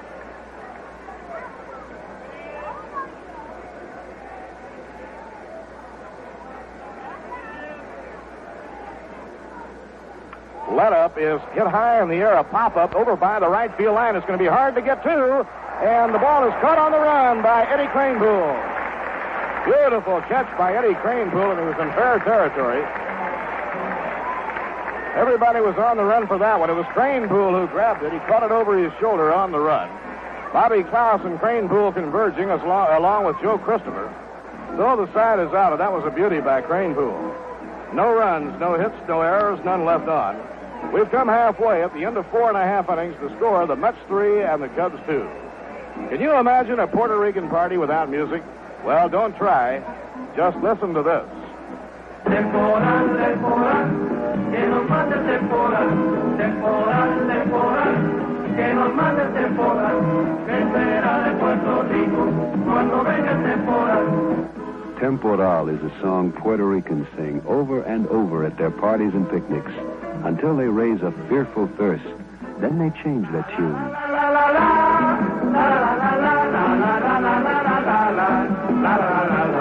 Seis Choriao is the song a Puerto Rican drinks to. He'll sit down, call for a beer, probably Rheingold Extra Dry.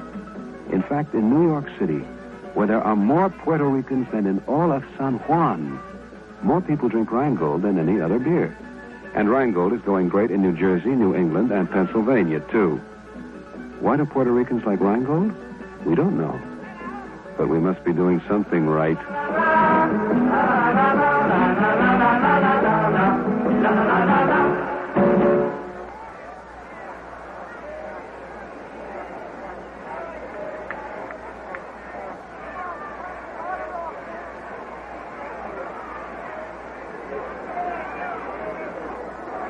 Now the last of the fifth inning, Chris Cannizzaro. Check swing, a slow roller hit to shortstop. Up with the ball and throwing on the run, the Chicago Cub rookie shortstop, Don Kessinger, one man down. Now 1 out and nobody on, and Larry Benarth will be hitting for the first time.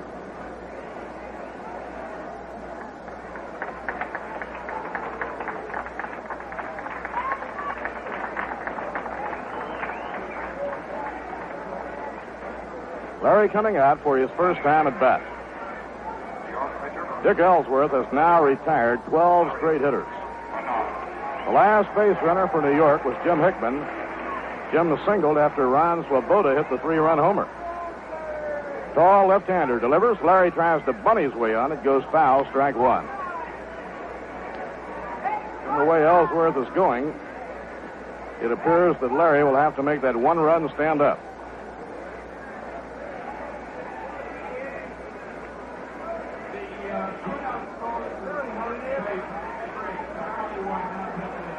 Now here's the windup. Down comes the pitch. Foul ball off the end of the bat.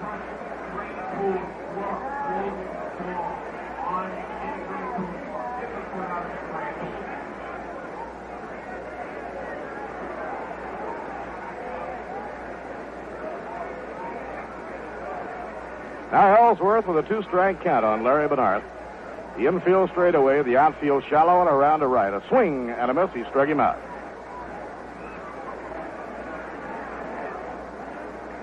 That's the 4th strikeout for Dick Ellsworth. Now the top of the batting order for Billy Cowan. 13 in a row retired by Dick Ellsworth. Humidity rather high. Skies mostly overcast. Weatherman forecasting a possibility of showers later in the afternoon. Now the pitch on the way. Foul ball hit deep, but back up into the crowd by Billy Cowan. The ball almost went into the upper deck down the left field line. That's how high and how far it was hit.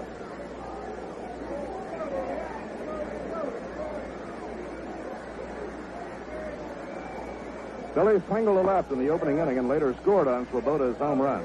Now the pitch is down in the dirt. 1 ball, 1 strike. Dick Ellsworth, after giving up the 3-run homer to Ron Swoboda, has settled into a real good pitching groove.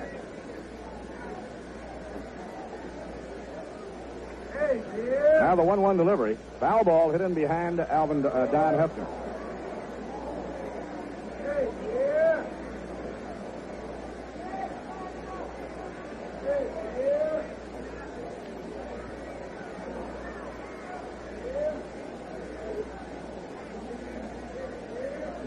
Next pitch on the way. A swing and a miss. He struck him out. Cowan struck out with a fastball. So Dick Ellsworth has now retired 14 consecutive hitters. No runs, no hits, no errors, none left. 5 innings complete. It's New York 3 runs, 4 hits, and 1 error. Chicago 2 runs, 8 hits, and no errors. Alvin Jackson is the New York pitcher on Wednesday afternoon, and his mound opponent will be Larry Jackson. Larry, a 24-game winner. He was the biggest winner in the major leagues last season.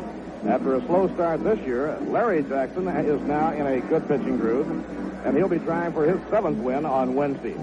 The Astros come in for a weekend series. Friday night, a Ladies' Day game Saturday. Remember the new Saturday starting time, 2:15. And a Sunday doubleheader at 1:05. Right here, we pause for station identification. This is the New York Mets Baseball Network. You're listening to WGY Schenectady, 810 on your radio dial.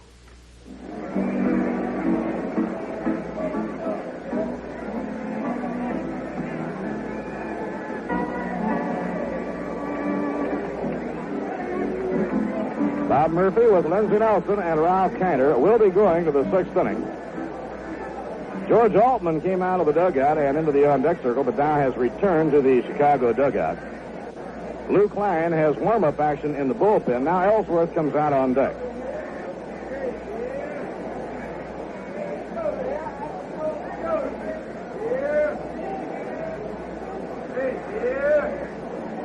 Larry Benarth pitching in relief of Juan Spahn. The game now goes to the 6th inning. Batter is Don Kessinger. Squibbler hit back toward the mound, hurriedly picked up by Larry. He throws to first in time, and the hitter, Kessinger, is out. Now George Altman is coming out, and he'll bat for Dick Ellsworth. Well, the Mets will be mighty happy to see this move made, because Ellsworth, since giving up the 3 runs on the 3-run homer by Ron Swoboda in the first inning, has settled down to retire 14 consecutive hitters.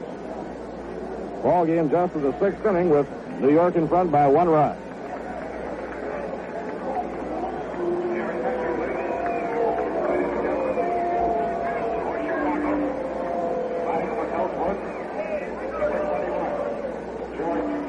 So George Altman batting against Larry Bernard. George has played very little the last couple of months as the result of a muscle pull. He has been available for pinch hitting and has done a good pinch hitting job. Left-hand batter with good power. Here's the pitch on the way. A changeup, and it's hit high in the air. A fly ball to short left, and Millen goes out. Swoboda comes in, and Ron Swoboda makes the catch for the out.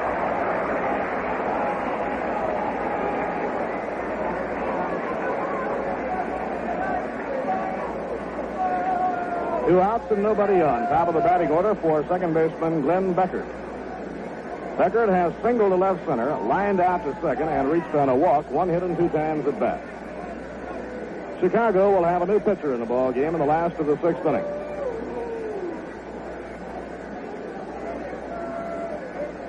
Fastball over on the outside corner, strike 1.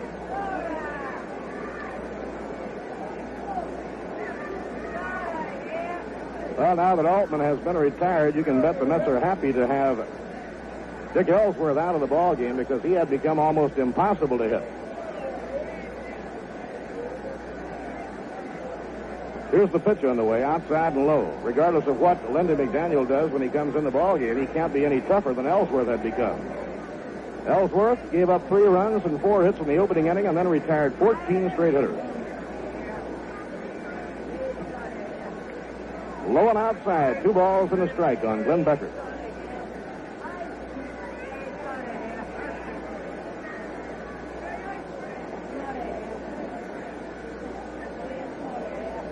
We do have a threat of rain. Manager Lou Klein of Chicago felt he had to make a move to try and get that run back. Here's the pitch on the way. A bouncing ball hit the shortstop. Bad hop snagged by McMillan. Thrown to first in time. The side is out. Good play by Mack. The ball took a very sudden bad hop, but he got his glove to it in time. No runs, no hits, no errors, none left. At the end of 5 1/2, it's the Mets 3 and the Chicago Cubs 2. Do you drive a car? Then here's some helpful information for you. A safety tip from Shell. Smooth steering is critical. Has your car got it? At all speeds?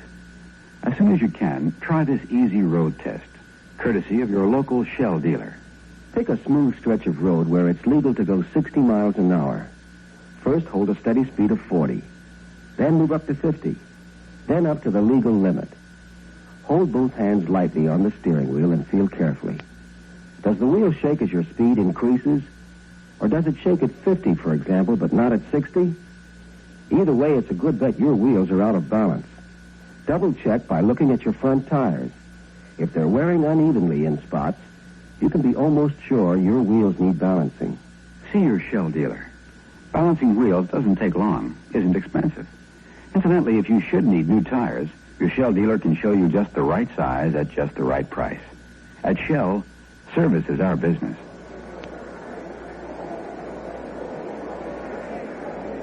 Now Larry Jackson is the new Chicago Cub pitcher. Lindy McDaniel, beg your pardon. Speaking of Larry Jackson, he'll be starting the Wednesday afternoon ball game. Lindy McDaniel and Ted Abernathy have been doing a tremendous amount of work out of the Chicago bullpen. For McDaniel, this is his 39th appearance. Ted Abernathy has been in 43 ball games. McDaniel has relieved in each of the 5 ball games played by the Mets and Cubs this year. No decision. On the year, Lindy has won 3 and lost 4. Veteran right-hander from Hollis, Oklahoma. Lifetime against New York, McDaniel has a record of 1 win, no losses.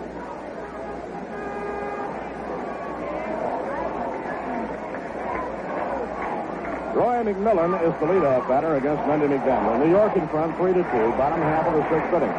Crowd stirring around now. Overhand fastball taken high. 1 ball and no strikes.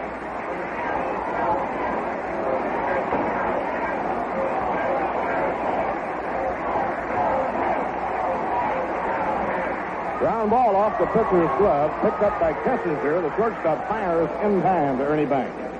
McMillan retired, and the pitcher gets an assist on the play as he deflected the ball out toward short. Had he failed to touch it, the ball would have gone through for a base hit.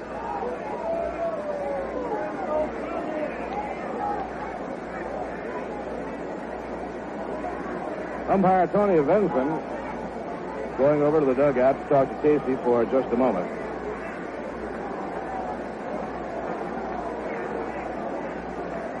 Now the hitter is Joe Christopher.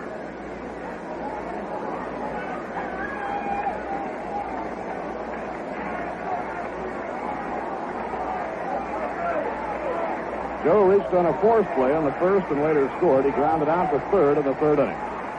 Breaking ball, it's under the knees. 1 ball, no strikes. Last of the sixth inning, the Mets 3 and the Cubs 2.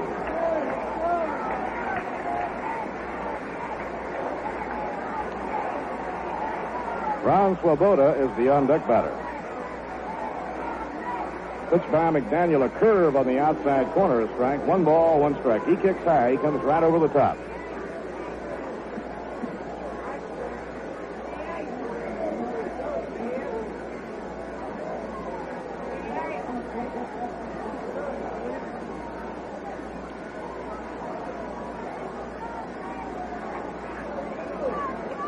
Foul ball back toward our broadcasting booth. No play.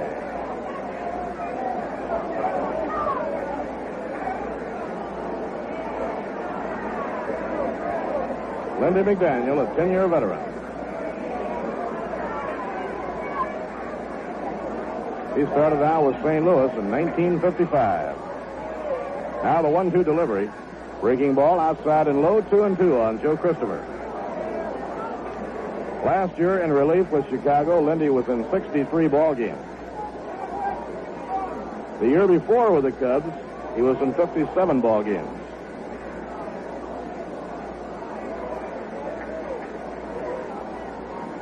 Lindy, 6'3", 195 pounds. Here's his pitch on the way, and it's nicked foul into the dirt by home plate.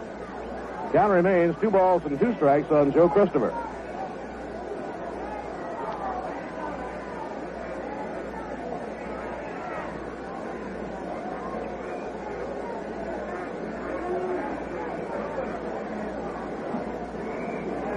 First game of a doubleheader. The Mets hitting in the last of the sixth inning, leading 3-2.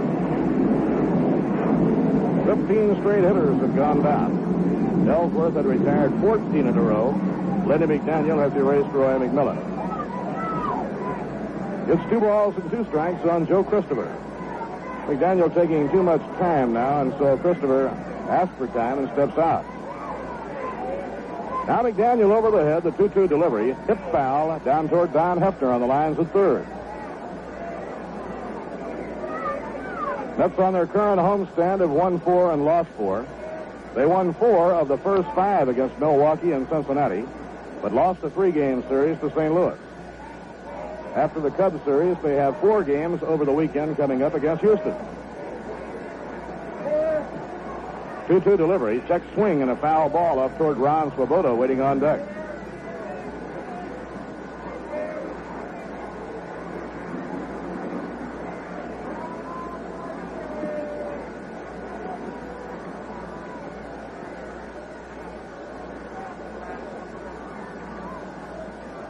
Now here's the payoff delivery. Ground ball hit down to third, played deep behind the bag by Santo. His long throw is in time. A beautiful play by Santo. He was deep behind the bag and over on the line when he handled the grounder hit by Christopher, so he had a real long throw to make.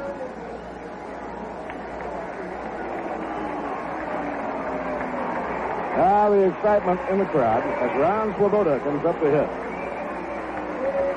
Ron hit his 14th home run of the year in the first inning. It came with 2 men on and put New York in front 3-0. The Cubs got 2 runs back in the 4th inning.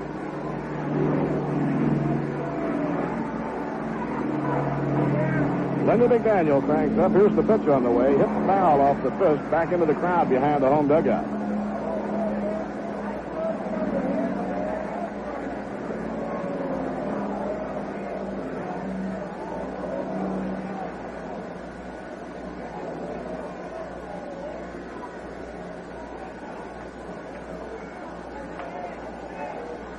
Off the outside corner, 1 ball, 1 strike. Ron, after hitting a 3-run homer in the first inning, was called out on strikes in the third inning.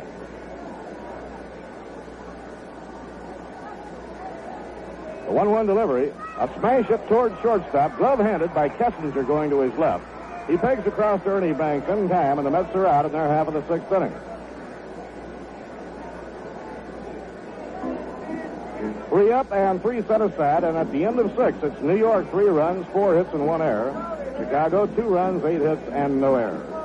Lindsey Nelson will be with you in just a moment to follow every exciting play. Say, is this one of those days when you're not yourself? You'll feel more so when you listen to this. Oh, I'm not myself at all, Molly dear, I'm not myself at all. This song gets sung over and over at Irish parties and picnics until the singers raise a ferocious thirst. Then they change their tune. Come fill up your glasses and drink what you will. I'm a man you don't need every day. This is a traditional Irish drinking song, and often the beer they drink is Rheingold Extra Dry. In fact, in New York City, where there are more Irish than in the whole of Dublin, more people drink Rheingold than any other beer. And Rheingold is going great in New Jersey, New England, and Pennsylvania, too. Why do Irish Americans like Rheingold? We don't know, but we must be doing something right. I'm a man you don't need every day, every day. I'm a man you don't need every day. 6 inning totals in the ballgame here at Shea Stadium. 4 of the Mets, 3 runs on 4 hits and 1 error, and 4 of the Cubs, 2 runs on 8 hits and no errors. In the National League at St. Louis, at the end of an inning and a half, the Giants nothing and the Cardinals nothing. Gaylord Perry against Ray Washburn in that one. The only other game going right now in the National League. Don Landrum is up to lead off for the Chicago Cubs. He is 2 for 3 in this game, facing Larry Bernard, who is working here in relief of Warren Spahn.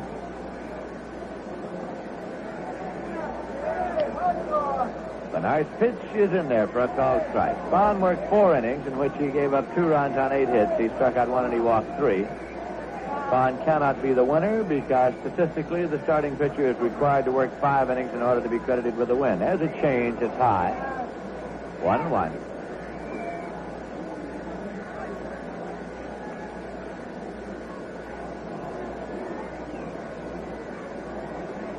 The 1-1 delivery is inside for a ball, 2-1. The Mets have faced the Chicago Cubs 5 times this year, and Bernard has been in all 5 games. Working here with a slim 1-run lead.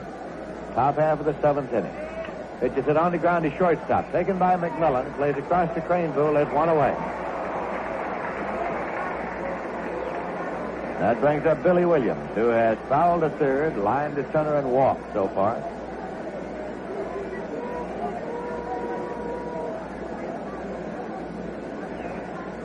Mets 3, Cubs 2.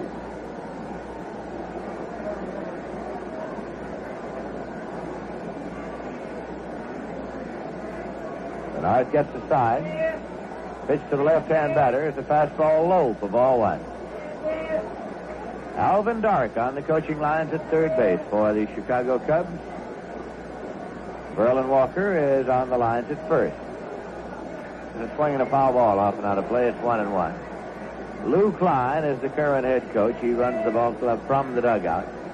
And the pitching coach is Mel Harder, who also is in the dugout.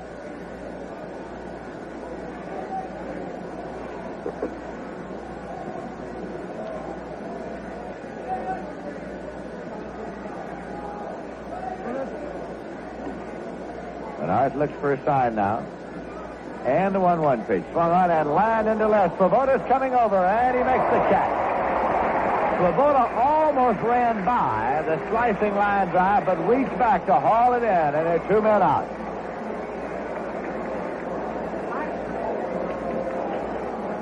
Seated this afternoon just next to the dugout of the Cubs is Charlie Grimm, who managed the Chicago Cubs several times and is now listed as an honorary vice president. Ron Santo's coming up with 2 men out and nobody on base. Santo is 1 for 3.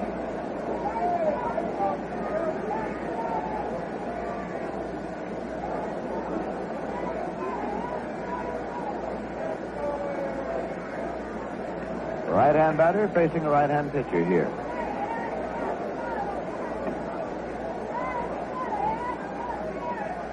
Check swing, foul ball into the seats and out of play for strike 1.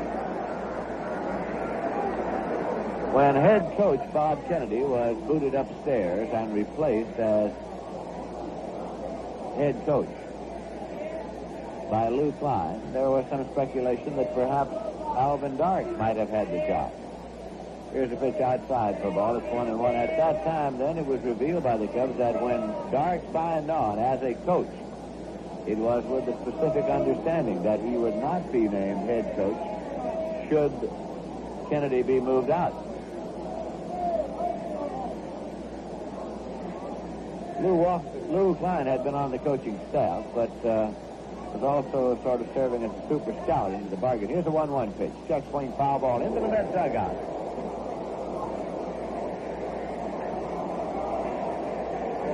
Count of 1-2.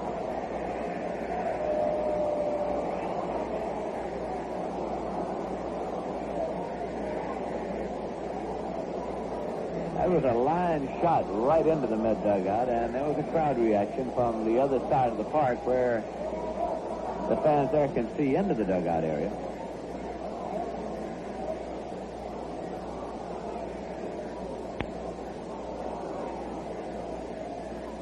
Here's a pitch swung on line to second, taken by Bobby Klaus for the out. So again, Larry Bernard gets the side in order with no runs, no hits, no errors, none left. Scores the end of 6.5 innings as the Mets 3 and the Cubs 2. And now a word from Cool Filter King.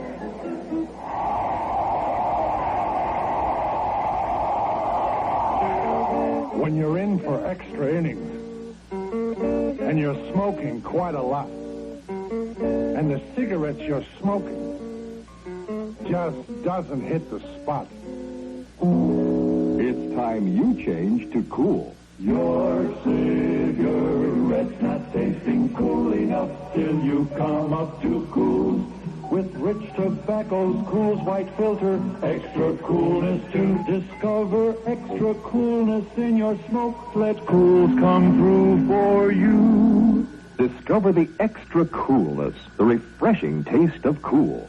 You'll be smoking Cool all the time once you come up to Cool. Come all the way up to Cool and taste the most refreshing coolness you can get in any cigarette. Smoke Cool, Filter Kings. In the bottom of the 7th, the Mets will send up Jim Hickman, who is 1 for 2. He has singled and struck out swinging. Facing right-hander Lindy McDaniel. Here in the bottom half of the 7th, the Mets are leading by a score of 3-2. Overhand delivery, and the pitch is low for a ball. Jim Hickman playing third base for the Mets today.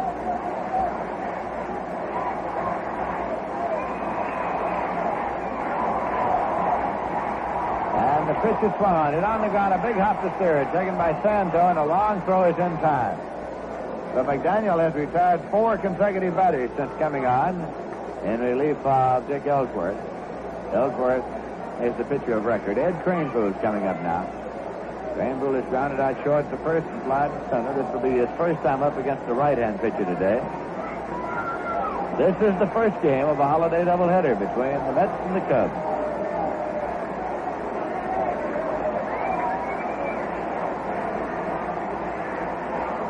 Overhand delivery hit in the air to center field. Landrum's coming strong, and he gets there with one hand for the out. 2 away, nobody on base, and now Bobby Klaus is the batter. He has lined to short and grounded out third to first.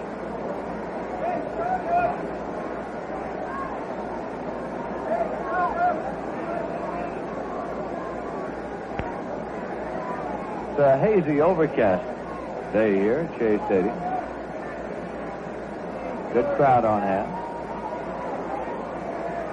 Here's the pitch, and it's in there for a called strike.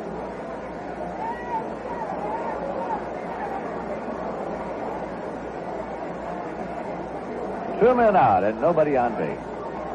Lindy McDaniel winds and fires. There's one hit back to the mound. Glove by McDaniel. Tosses to first. And Lindy McDaniel has retired 6 consecutive batters since he came in. No runs, no hits, no errors, none left. And the score at the end of 7 innings is the Mets 3 and the Cubs 2. And we're going to have a few changes made now in the Met alignment as they take the field. We'll wait till we see what they are, and then we'll check out the scores for you. Jim Hickman is going into right field. Cowan stays in center. Svoboda stays in left. And Klaus is going to be moved to third base. And Chuck Hiller is coming out of the bullpen to play second. So it'll be Hiller at second, Klaus to third, Hickman to right, Christopher out of the ballgame. In the National League, at the end of 2.5 innings, the Giants nothing and the Cardinals nothing. Gaylord Perry against Ray Washburn. Twilight doubleheader, latest start, Pittsburgh at Philadelphia. Tonight, the Dodgers are at Cincinnati in a showdown battle for first place. Dodgers have a 1-game lead over the Cincinnati Reds. Houston is at Milwaukee tonight. The American League, in the first game of a doubleheader at the end of an inning, the Yankees 2 and the Detroit Tigers nothing. Whitey Ford against Mickey Lolich. They're playing a morning-night doubleheader at Minnesota, and in the morning game, at the end of 7.5 innings, it is Minnesota 6 and Boston 1. Wilson for Boston, Ritchie in the 6th, Jaliba in the 7th, Boswell for Minnesota, Horton Hovind in the 4th, and nobody on. Baltimore at Kansas City, latest start. Cleveland at Chicago tonight. Washington at Los Angeles, twilight doubleheader.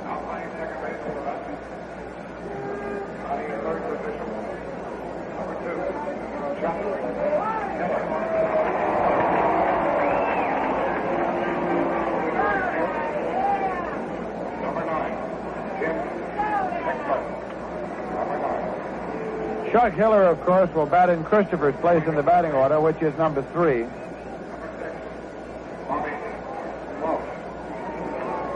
As we go here to the top half of the 8th inning, it will be Ernie Banks up to lead off for the Chicago Cubs.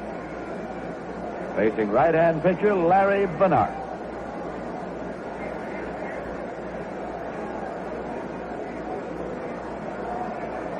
Pitch is low and away for a ball.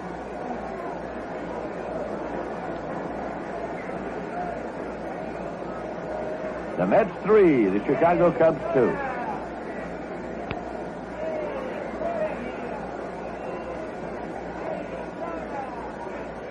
Change-up is low, and now Bernard goes behind to Ernie Banks, 2-0. Scheduled up in this inning for the Cubs, Ernie Banks, Jimmy Stewart, and Chris Krug. There is a drop or two of rain falling here at Shea Stadium at this moment. This pitch is fired right in. Banks was taking. 2 balls, 1 strike. And an umbrella or two has sprung up in the lower stands.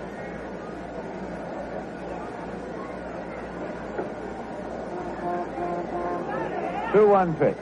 Swung on and hit in the air to short right. Hickman comes over. He's there. And Jim Hickman makes the catch. 1 away, and it brings on Jim Stewart. Walked, bunted his way out, and was called out on strike. He's a switch hitter, so he'll turn around now and bat left against Larry Bernard.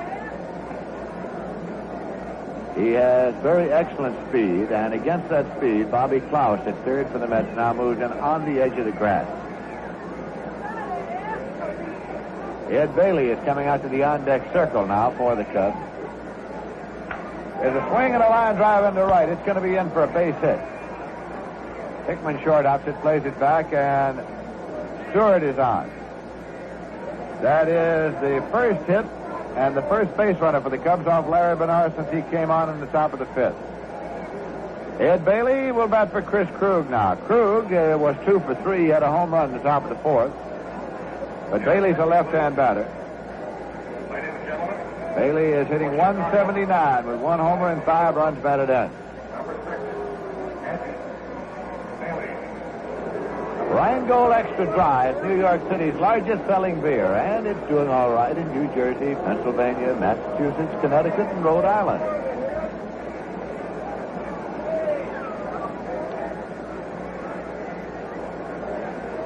Doug Clemens came out to the on-deck circle and is being called back by Klein, who wants to have a word with him. And Kessinger is due up next. But now it's Bailey batting for Chris Cruz. With one man out and the runner at first. Bernard's pitch. Low for a ball. The Mets 3 and the Cubs 2.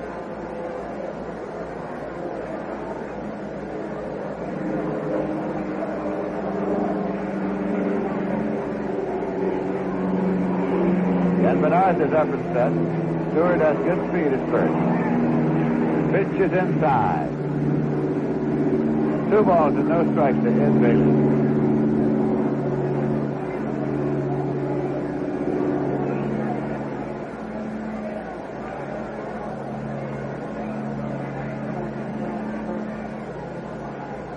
Bailey's still waiting to get his sign from sign man Alvin Darkey Stewart. He moves in.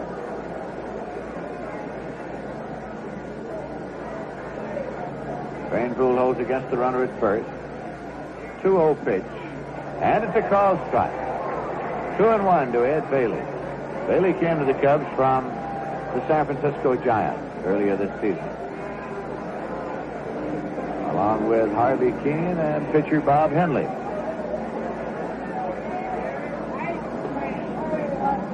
Bailey asked the umpire, Tony Benson, to inspect the ball.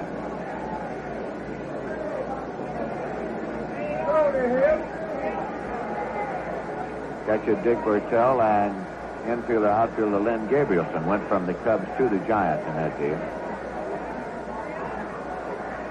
Action in both bullpens as we're in the top half of the 8th inning.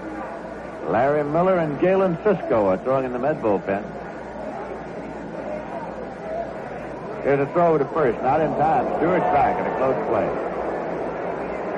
Ted Abernathy is throwing in the bullpen for the Chicago Cubs. It's a rare day that Abernathy does not throw in the bullpen at some time or other. Been in 43 ball games already. 2-1 pitch. Check swing foul ball into the seats and out of play. Count of 2-2 to Bailey.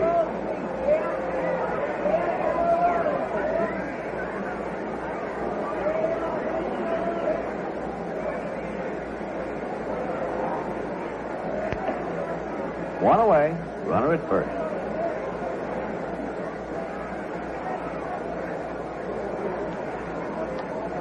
Bernard is set now. Stewart leads at first base. And Bernard throws over, not in time.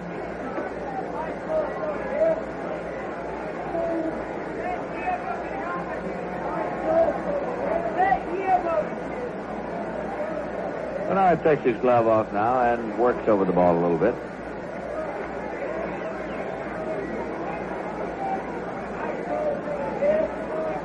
Looks into Canizero to get a sign. Off the stretch, 2-2 pitch. Swung on and lined to second. Taken by Klaus. Throw to first. And a double play. A double play at Klaus. Chuck Hiller gloved the ball and threw to first for the double play. It was Chuck Hiller at second who just came into the game, and he fired it on over. The train pulled in time to double Stewart. So the side is retired. On no runs, 1 hit, no errors, and none left in the score at the end of 7.5 innings is the Mets 3 and the Cubs 2. Are you one of those people who go to a German-American picnic and can't sing because you don't know the words? Then listen. Wir kommen alle, alle, alle in den Himmel, weil wir so brav sind. La, la. Wir kommen alle in den Himmel is a song that gets sung over and over at German parties and picnics until the singers raise a fearful thirst. Then they change their tune.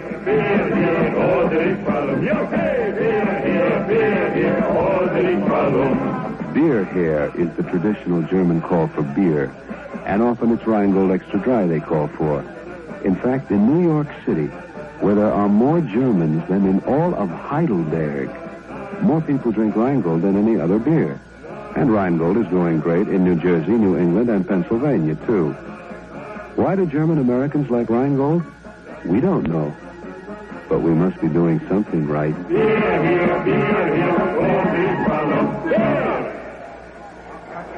For the Chicago Cubs, Ed Bailey stays in the game as the catcher. We pause for station identification. This is the New York Mets Baseball Network.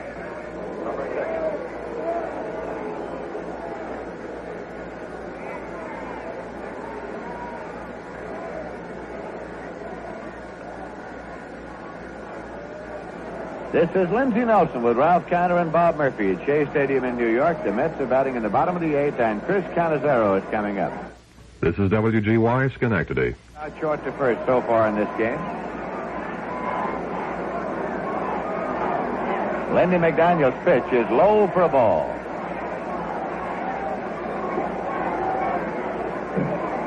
Billy Cowan is waiting in the on-deck circle.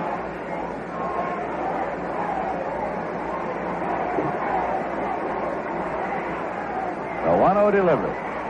Overhand and in there for a called strike. 1-1 to Cannizzaro.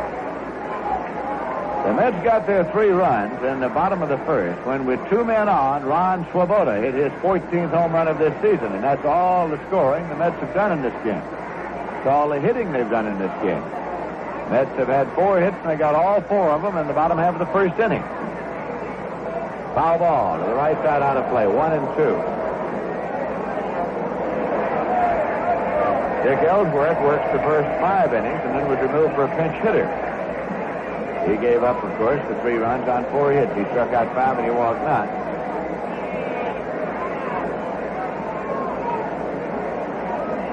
At the time Ellsworth came out of the game for the pinch hitter, he had retired 14 consecutive batters. Lindy McDaniel's pitch is in the dirt, 2-2. McDaniel has continued where Ellsworth left off. McDaniel has retired 6 consecutive batters to make it a total of 20 consecutive Mets retired by the combined forces of Ellsworth and McDaniel. 2-2 pitch. It's inside, and it's a full count of 3-2. Bailey is discussing the last call with umpire Tony Vincent.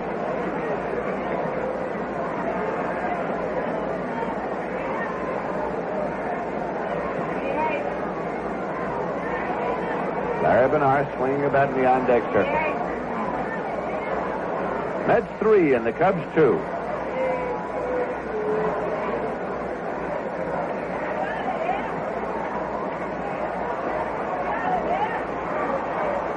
There's a swing and a fly ball to right. Billy Williams is there, and he makes the catch. 1 away, and that brings up Larry Bernard.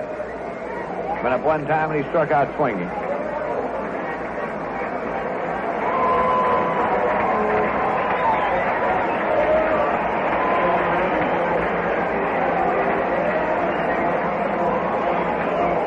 Bernard's the right-hand batter.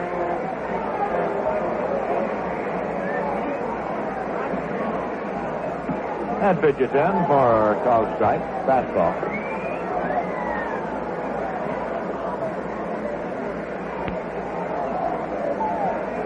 Again, McDaniel's pitch. Low. Bounds off the shin guard and on back. 1-1. Billy Cowan on deck.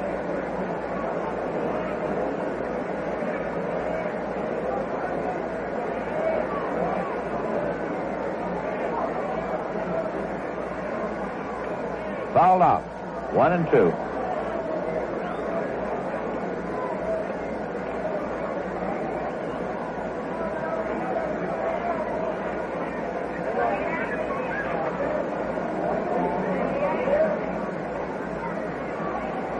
Lindy McDaniel's 1-2 delivery is swung on. In on the ground to third. A slow roller. Santo left it barehanded. He does, and in time. Santo pulling off the barehand play. In time to get Bernard. 2 men out. Lindy McDaniel now has retired 8 consecutive batters since he came in. And coming up is Billy Cowan. Cowan had a leadoff single to open this ball game and was on board when Swoboda hit his 3-run homer in the first.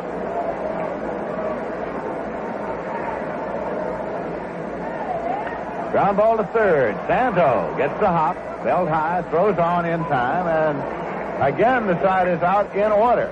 Mets haven't had a hit since the first inning. No runs, no hits, no errors, none left. Score at the end of 8 full innings is the Mets 3 and the Cubs 2. Cubs will be here on Wednesday afternoon for a single game. Then the Houston Astros will be here for a weekend series. Then there's the All-Star break, and then the Mets are on the road. And the next homestand opens up at Shea Stadium on Friday night, July 23rd, when the Philadelphia Phillies will be here Friday night, Saturday afternoon, and a doubleheader on Sunday. The Saturday afternoon of that series, of course, is Old Timers Day. The Phillies have been making a move of late, and Eugene Mock, Dick Stewart, Johnny Callison and company will be in here Friday night, July 23rd, Saturday afternoon, July 24th, and Sunday afternoon, July 25th. Tickets are now on sale for any or all of the future games to be played here by the New York Mets. The advanced ticket window here at Shea Stadium is open 7 days a week. There are Met ticket offices at the Grand Central Terminal and the Pennsylvania Station. There's a Met ticket office at Macy's in Huntington, Long Island, and reservations for box or reserve seats may be made at any of the Howard Clothes stores, Child's Restaurants, or Calico Kitchens in the greater New York area. We're going now to the top half of the 9th inning. The Mets have a 1-run lead, and here's Ralph Kiner. Okay, Lindsay. Jim Hickman, who Casey Stengel says can have 5 points on the scoring system because he can play 5 positions, is now playing his third. Jim started the ball game at third base, moved to right field, is now going to left field, and Ron Swoboda's coming out of the ball game. Going in the ball game and playing in right field and batting in Ron Swoboda's spot in the batting order is Johnny Lewis. So the Mets will have an outfield of Johnny Lewis in right, Billy Cowan in center field, and Jim Hickman in left as they defend here in the top of the 9th. They lead 3-2. First batter will be a left-hand batter, Doug Clemens. He'll be pinch hitting for the shortstop, Don Kessinger. Don with 2 hits and 3 times up. In the on-deck circle, a right-hand batter, Joey Amalfitano. So with the 8th and 9th batters coming up,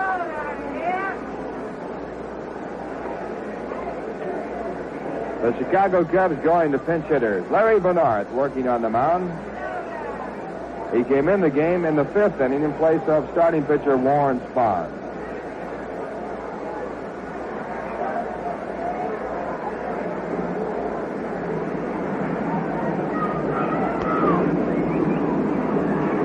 Clemens batting .248 with 4 home runs and 22 runs batted in. Bobby Klaus playing third base, playing in and head of the line from second to third, looking for a possible bunt just in case. And Larry now looking for the side.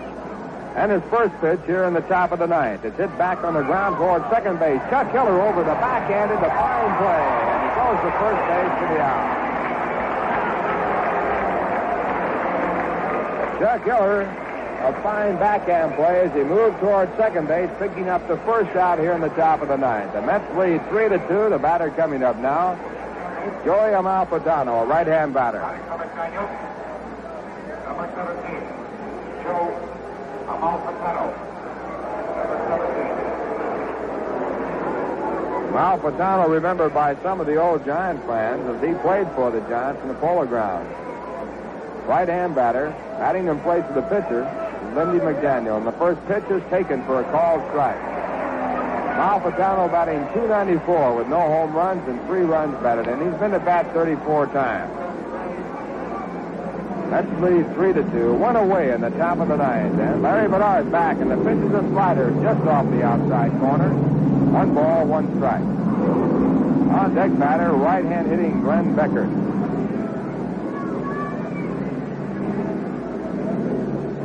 Warren Spahn, the starting pitcher, taken out after 4 innings, giving up 2 runs.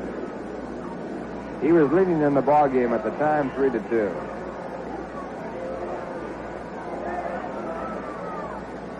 One ball, 1 strike. And Larry now into the windup in his next delivery. Fastball hit slowly down toward short. Picked up by Roy McMillan. His throw to first base in time for the out.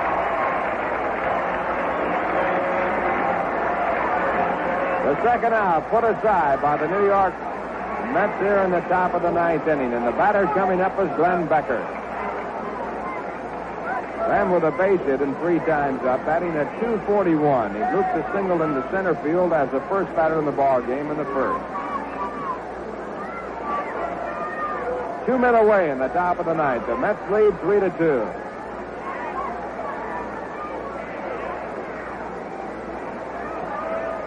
And Larry Bernard peering in for the sign. He has it. His pitch to the plate. Fastball in the air to shallow right. Going over is Johnny Lewis. He's in front of it. He makes the catch, and that retires the side, and the Mets win it.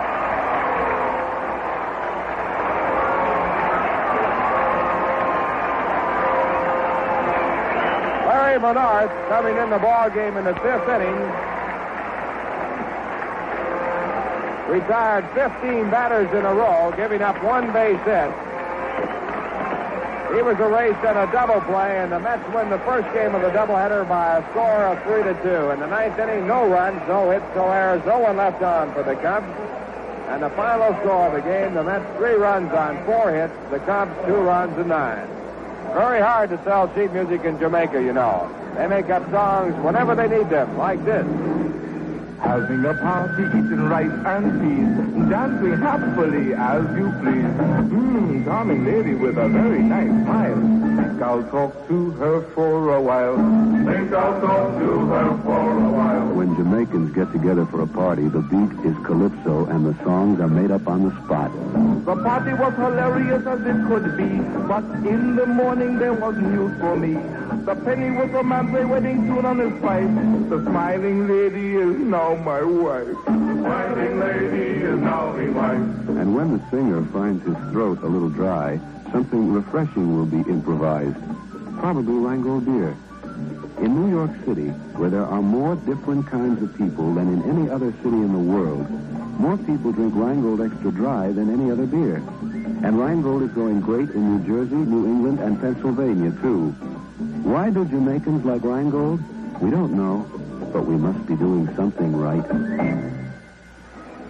Well, the New York Mets, exactly 1/2 way through the season, playing their 81st game here today, defeated the Cubs by a score of 3-2. Mets winning their 28th game of the year. They have lost 53. And the big blow of the ball game, all the action for the Mets coming in the first inning. First man up was Billy Cowan. He singled on the first pitch. Roy McMillan singled on the next pitch. A hit-and-run play, but Cowan could only go to second base as the ball was hit into left field. So on 2 pitches, the Mets had runners at first and second. On the 3rd pitch, Joe Christopher, the 3rd batter, grounded into a force play. Sano over to the second baseman, Beckers. That put runners at first and 3rd, and then Ron Swoboda came up for the first time in the ball game. He hit a pitch over the left field fence for a 3-run home run. It was his 14th home run of the season. He now has the record for rookies for most home runs in one season, surpassing Jim Hickman's record set his first year with the Mets. And that proved to be the entire margin of the ball game. The Mets got another base hit on a 3-0 pitch by Jim Hickman off starting pitcher Dick Ellsworth. And that was the last base hit of the ball game for the Mets, as the relief pitching along with Dick Ellsworth shut out the Mets through 23 consecutive batters. But the Mets hung on, and they won the game 3-2. In the 4th inning, the Cubs, trailing by 3 runs, had a rally. The first man up, Jim Stewart, bunted out to the pitcher Warren Spahn. But then Chris Krug got his second hit of the ball game, a home run to left field for the first run off Warren Spahn. Don Kessinger, the next batter, beat out a bunt. He was on at first base when Dick Ellsworth struck out trying to bunt. But then Glenn Beckert walked on 4 pitches. That moved Kessinger down to second base, where Don Landrum singled to left field to drive in a run. And that was the 2nd run of the ball game. Billy Williams then walked in the 3-1 pitch to load up the bases. Warren Spahn went down the line, 3-2 on Ron Sano. Got Sano to hit a hard smash to short. The play completed at first base, and that was the end of the inning, and Warren Spahn worked out of the inning and also out of the game. Larry Bernard was brought in, and Larry worked all the way through. 1, 2, 3 in the 5th, 6th, 7th, 8th, and 9th. He gave up 1 hit. That was in the 8th inning, but a line drive double play. Ed Bailey lining out to the second baseman, Chuck Hiller, and Jim Stewart picked off first base as he had gone too far. The only action against Larry Bernard. So Larry, the winning pitcher, his record now 3-1. The losing pitcher, Dick Ellsworth, he is now 9-4. Ellsworth had won 6 in a row prior to this ball game, and he now, of course, has had that streak stopped. Mets now continue their winning ways on Monday. They have won 8 of 9 played on Monday. They lost their first game, have won 8 of 9, and they'll have one more to come.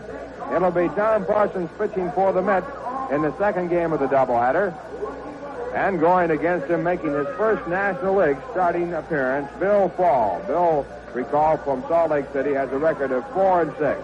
So the Mets halfway through, winning their 28th ball game ahead of last year's pace. And the final score of the first game, with the second game coming your way, about 3:30. The Mets 3 runs, 4 hits, 1 error, 1 man left. The Cubs 2 runs.